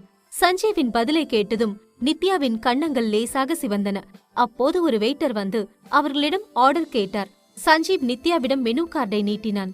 அதை பார்த்து நித்யா, நீங்களே செலக்ட் பண்ணுங்க, ஏதாவது கூலா இருந்தா நல்லா இருக்கும் என்றாள். சரி என சஞ்சீவ் இருவருக்கும் கோல்ட் காஃபியும் சாக்லேட் கேக்கும் ஆர்டர் கொடுத்தான். வெயிட்டர் சென்றதும், உங்களோட டேஸ்ட் டிஃபரெண்டா இருக்கே என்றாள். அதற்கு சஞ்சீவ், அதனாலதான் ரொம்ப கஷ்டமா இருக்கு, என்னோட டேஸ்டுக்கு மேட்ச் ஆகுற ஆள் கிடைக்கிறது கஷ்டம் என்றான். அதை கேட்ட நித்யா புருவத்தை சுருக்கிக் கொண்டு, ஏங்க நான் உங்களோட ஃபுட் டேஸ்ட சொன்னேன் என்றாள். அதற்கும் சஞ்சீவ், நானும் அதுதானே சொன்னேன், சாப்பிடும் போதும் நம்ம கூட நம்மளோட டேஸ்டுக்கு மேட்ச் ஆகுறவங்க இருந்தா நல்லாதானே இருக்கும் என சொல்லி சமாளித்தான். அதை கேட்ட நித்யா, இருக்கும் இருக்கும் என்றாள்.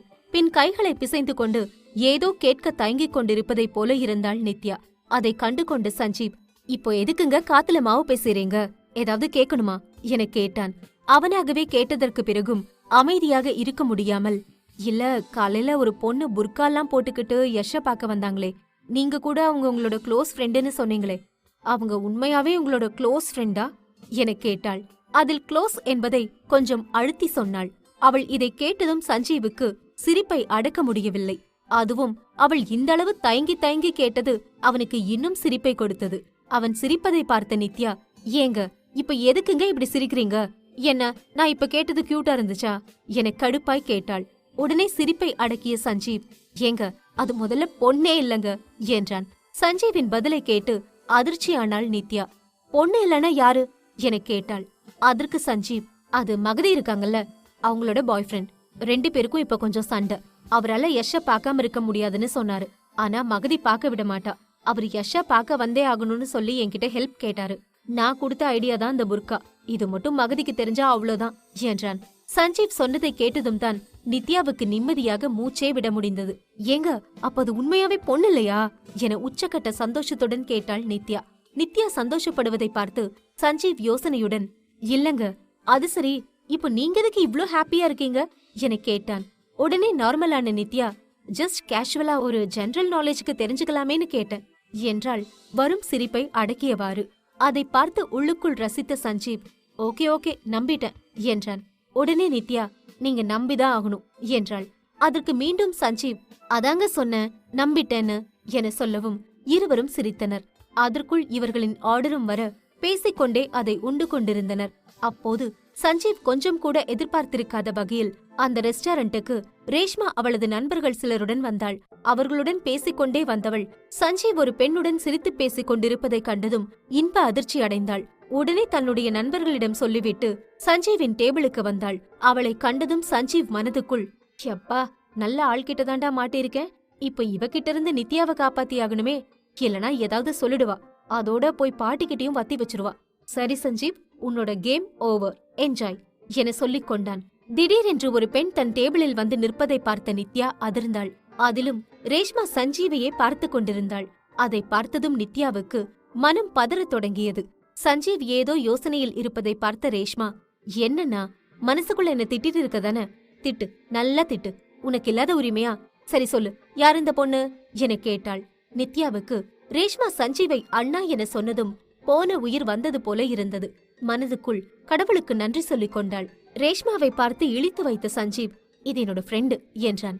அதை கேட்ட ரேஷ்மா புருவத்தை உயர்த்தி, ஓ ஃப்ரெண்டு, எனக்கு தெரியாம எப்போ என் அண்ணாக்கு ஒரு ஃப்ரெண்டு கிடைச்சாங்க என கேட்டாள். அதற்கு சஞ்சீவ், இப்பதான் 2 நாளைக்கு முன்னாடி என்றான். ஓ, 2 நாள் ஃப்ரெண்ட்ஷிப் காஃபி குடிக்க வர அளவுக்கு ஸ்ட்ராங் ஆயிடுச்சா என கேட்டாள். அதற்கு சஞ்சீவ் குரலை கடுமையாக்கிக் கொண்டு, என்ன பேசுற நீ என சற்று அதட்டுவது போல கேட்க, ரேஷ்மா ஒண்ணுமில்லையே, சும்மா ஜாலிக்கு என்றாள். சஞ்சீவுக்கு கொஞ்சம் காண்டாகியது போல, இதுல என்ன ஜாலி இருக்கு என கேட்டான். அவனது கோபத்தை பார்த்த ரேஷ்மா, ஹே அண்ணா, நீ இப்ப எதுக்கு இவ்ளோ கோபப்படுற, சும்மா தானே கேட்டேன் என்றாள். அதற்கு சஞ்சீவ் பதில் சொல்லவில்லை. அதை பார்த்த நித்யா, அவர் ஏதோ டென்ஷன்ல இருக்காரு போல, நீங்க உட்காருங்க என்றாள். ரேஷ்மா அமர்ந்ததும் சஞ்சீவ் கொஞ்சம் கூலானான். ரேஷ்மாவை நித்யாவிடம் காட்டி, இது எனக்குனே வந்து பிறந்த என்னோட பாசமான தங்கச்சி ரேஷ்மா என்றான். அதை கேட்ட நித்யா, பார்த்தாலே தெரியுது என்றாள். பின் இருவரும் கைக்குலுக்கல் செய்துவிட்டு ரேஷ்மா நித்யாவிடம், நீங்க என்ன பண்றீங்க என கேட்டாள். நான் ஒரு டாக்டர் என்றாள் நித்யா. உடனே ரேஷ்மா சஞ்சீவை பார்த்து செய்கையால் சூப்பர் என்றாள். அதை நித்யாவும் கவனித்தாள். பின் மீண்டும் நித்யாவிடம் திரும்பி, மேல சொல்லுங்க என்றாள். சைல்ட் ஸ்பெஷலிஸ்டா இருக்கேன். மகதியோட பையன் யஷை இவர் பார்க்க வந்த நேரம்தான் நாங்க 2 பேரும் சந்திச்சோம் என்றாள். அதை கேட்ட ரேஷ்மா, சூப்பருங்க, மகதியோட ஒரே ஒரு பெஸ்ட் ஃப்ரெண்ட் நான் தான். ஆனா என்ன, இன்னும் நான் யஷ பார்க்க போகல, எக்ஸாம் போயிட்டு இருக்கு, இப்ப கூட எக்ஸாம் முடிச்சிட்டு தான் வரேன் என சொல்லி அழுத்து கொண்டாள். ரேஷ்மா சொன்னதை கேட்ட நித்யா, ஓ, எல்லாரும் ஒருத்தருக்கு ஒருத்தர் ஃப்ரெண்டா தான் இருக்கோம் போல, anyway all the best for your exams என்றாள் நித்யா. தேங்க்யூ என சொன்ன ரேஷ்மா, நீங்க ரொம்ப நல்லா பேசுறீங்க, எனக்கு உங்களை பிடிச்சிருக்கு என்றாள். அதை கேட்டு நித்யா, நல்ல அண்ணன் நல்ல தங்கச்சி, 2 பேருக்கும் நான் நல்லா பேசுறது வினோதமா இருக்கு போல, டாக்டர்னா பேசாம தான் இருக்கணுமா என்றாள். அதற்கு ரேஷ்மா, அப்படின்னு இல்ல, ஆனா உண்மையாவே நீங்க ரொம்ப ஸ்வீட்டா தான் இருக்கீங்க என்றாள். ரேஷ்மா இப்படி சொல்லவும் நித்யா சஞ்சீவை பார்த்தாள். அவனும் அவளையே பார்த்து கொண்டிருந்தான். இருவரது கண்களும் ஒரு கணம் சந்தித்துக் கொண்டன. அதை கண்டு கொண்ட ரேஷ்மா நித்யாவிடம், ஏன் நீங்க ஒரு நாளைக்கு எங்க வீட்டுக்கு வரக்கூடாது என கேட்டாள்.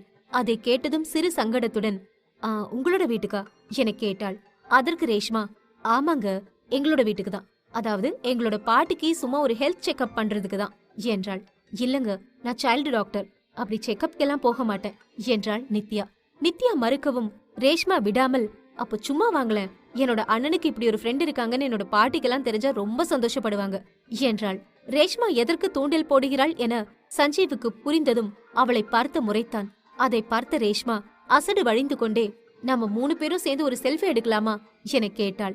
நித்யா மறுக்க முடியாமல் சரி என்றாள். உடனே ரேஷ்மா 3-4 போட்டோக்களை எடுத்தாள். போட்டோக்கள் சரியாக இருக்கிறதா என பார்த்துவிட்டு தான் வந்த வேலை முடிந்துவிட்ட திருப்தியில் அங்கிருந்து சென்றாள் ரேஷ்மா. அவள் போனதற்கு பிறகு நித்யா அமைதியாகவே இருந்தாள். அதை பார்த்த சஞ்சீவ், சாரிங்க, அவ கொஞ்சம் அருந்தவாளு, இப்படிதான் என் கூட எப்போ ஒரு பொண்ணை பார்த்தாலும் இப்படி ஹைஃபர் ஆயிடுவா என்றான். அதை கேட்டதும் அவனை நிமிர்ந்து பார்த்த நித்யா, எப்ப பொண்ணை பார்த்தாலும்னா, இதுவரை அவ அப்படி எத்தனை தடவை உங்க கூட பொண்ணுங்களை பார்த்திருக்கா என கேட்டாள். அதற்கு சஞ்சீவ், ஐயோ அப்படி இல்லங்க, பிசினஸ் விஷயமா ஒரு பொண்ணு கூட நின்னு பேசினாலும் அவ என்ன பார்த்து கண்ணடிப்பா. இதுல வேற இப்ப எங்க வீட்ல எனக்கு பொண்ணு பார்த்துட்டு இருக்காங்க, அதனால எல்லாரும் இப்ப அதுல முழு மூச்சா இறங்கி இருக்காங்க என்றான். சஞ்சீவ் விளக்கி சொல்லவும் நித்யா நேரடியாகவே, நீங்க இவ்ளோ நல்ல ஒருத்தரை கூட காதலிச்சது இல்லையா என கேட்டாள். அவளது திடீர் கேள்வியில் அவன் கொஞ்சம் ஸ்தம்பித்து போனான். ஆனால் அடுத்த கணமே அதிலிருந்து மீண்டவன், உண்மையை சொல்ல போனா இல்லங்க, இத்தனை வருஷமா அம்மா அப்பா பாட்டின்னு அவங்களோட செல்ல பிள்ளையாவே வளர்ந்துட்டேன். ஸ்கூல் காலேஜ்ல எல்லாம் அந்த மாதிரியான எண்ணங்களும் வந்ததில்ல.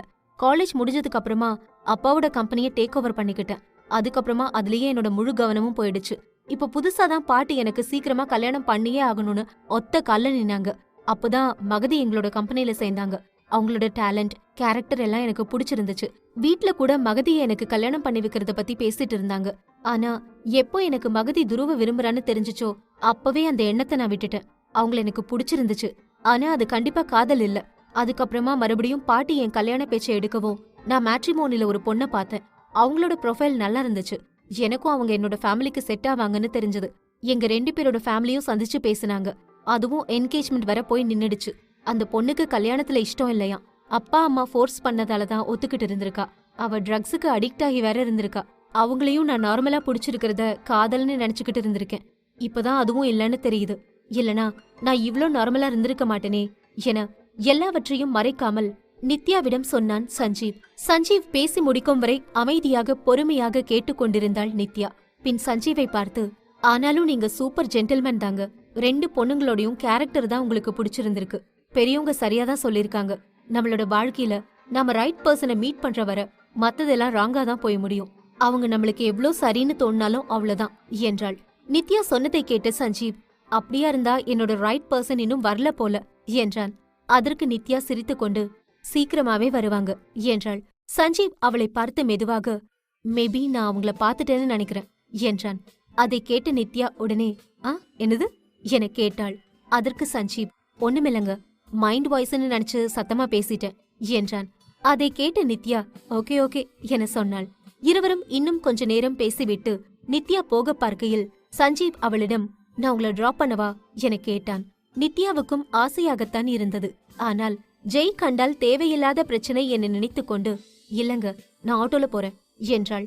அவனும் சரி என சொல்லிவிட்டு ஒரு ஆட்டோவை பிடித்து அவளை ஏற்றி அனுப்பி வைத்தான். சஞ்சீவ் பில்லை பே செய்துவிட்டு காரை நோக்கி செல்லும் போது மனதினுள் ஏதோ ஒரு புதிய உணர்வை உணர்ந்தான். அப்போது அவனுக்கு, எங்களோட போட்டோ அந்த பிசாசு கிட்ட இருக்கே என ஞாபகம் வந்தது. பிரீதா துருவிடம் சென்று மூக்கை உடைத்துக் கொண்டு வந்த கதையை லேகாவிடம் ஒப்புவித்துக் கொண்டிருந்தாள். என்னால முடியல, அவனுக்கு இந்த கதை ஏற்கனவே தெரியுமா? அதோட அவனுக்கு அவன் மேல கொஞ்சம் கூட கோபமோ வெறுப்போ இல்ல. இருந்தா தானே எனக்கு அதை கூட்டி விட முடியும். அவன் இன்னும் அவளை லவ் பண்ணிட்டு தான் இருக்கான். அவனை பார்த்தாலே கடுப்பாகுது என்றாள் பிரீதா. இங்க பாரு, நான் ஆதித்யா மகதி கூட பேசிட்டு இருக்கிறத கேட்டேன். அவர் மகதியோட பையனை பார்க்க போறதா சொல்லிட்டு இருந்தாரு. நானும் அவர் கூட போக பாக்குறேன். அங்க போய் ஆதித்யாவுக்கு ஏதாவது அவமானம் ஆகுற மாதிரி நான் செய்யறேன். துருவுக்கு யார பிடிச்சிருந்தாலும் அவங்க எல்லாரும் அவனோட அப்பாவுக்கு அப்புறமாதான். சோ மகதிக்கும் ஆதித்யாவுக்கும் பிரச்சனையை உண்டு பண்ணினா அவன் தானா மகதிய வெறுக்க ஆரம்பிச்சிருவான். அவளை விட்டு விலகி வந்துருவான். இந்த சான்ஸ் எல்லாத்தையும் நீதான் ஒழுங்கா யூஸ் பண்ணிக்கணும். என்னால வாய்ப்பை உருவாக்கி மட்டும்தான் தர முடியும் என்றாள். அதை கேட்டதும் பிரீதா மீண்டும் தலையாட்டி பொம்மை போல தலையை ஆட்டிவிட்டு சரி என்றாள். துரு மாலையில் ஆபீஸை விட்டு வீட்டுக்கு போகும்போது அவனுக்கு கோவிலுக்கு போகலாம் என்ற எண்ணம் வந்தது. அவனுக்கு கடவுள் நம்பிக்கை இருந்தாலுமே கோவிலுக்கெல்லாம் சென்று பழக்கம் இருக்கவில்லை. இப்போது அவன் யஷ் மற்றும் மகதிக்காக மட்டுமே பிரார்த்திக்க சென்றான். கடவுள் சன்னிதானத்துக்கு முன்னால் சென்றவன் கண்களை மூடி கையை கூப்பி, கடவுளே, நான் இன்னைக்கு வரைக்கும் உன்னை தேடி உன்னோட காலடிக்கு வந்ததில்ல. ஆனா இன்னைக்கு வந்திருக்கேன். ஏன்னா நான் உன்கிட்ட கேட்க போற விஷயம் எனக்கு ரொம்ப ரொம்ப முக்கியமானது.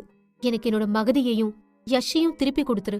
யஷுக்கு அவனோட டேடி நான் தாங்கிற உண்மைய ஞாபகம் வர வச்சிரு. நான் அவன் கூட இருந்த சந்தோஷமான தருணங்களை எல்லாம் அவனுக்கு ஞாபகப்படுத்திரு என வேண்டிக் கொண்டிருக்கும் போது அவனது தோளில் யாரோ கை வைத்தது தெரிந்தது. உடனே அதிர்ந்து திரும்பி பார்த்தான் துரு.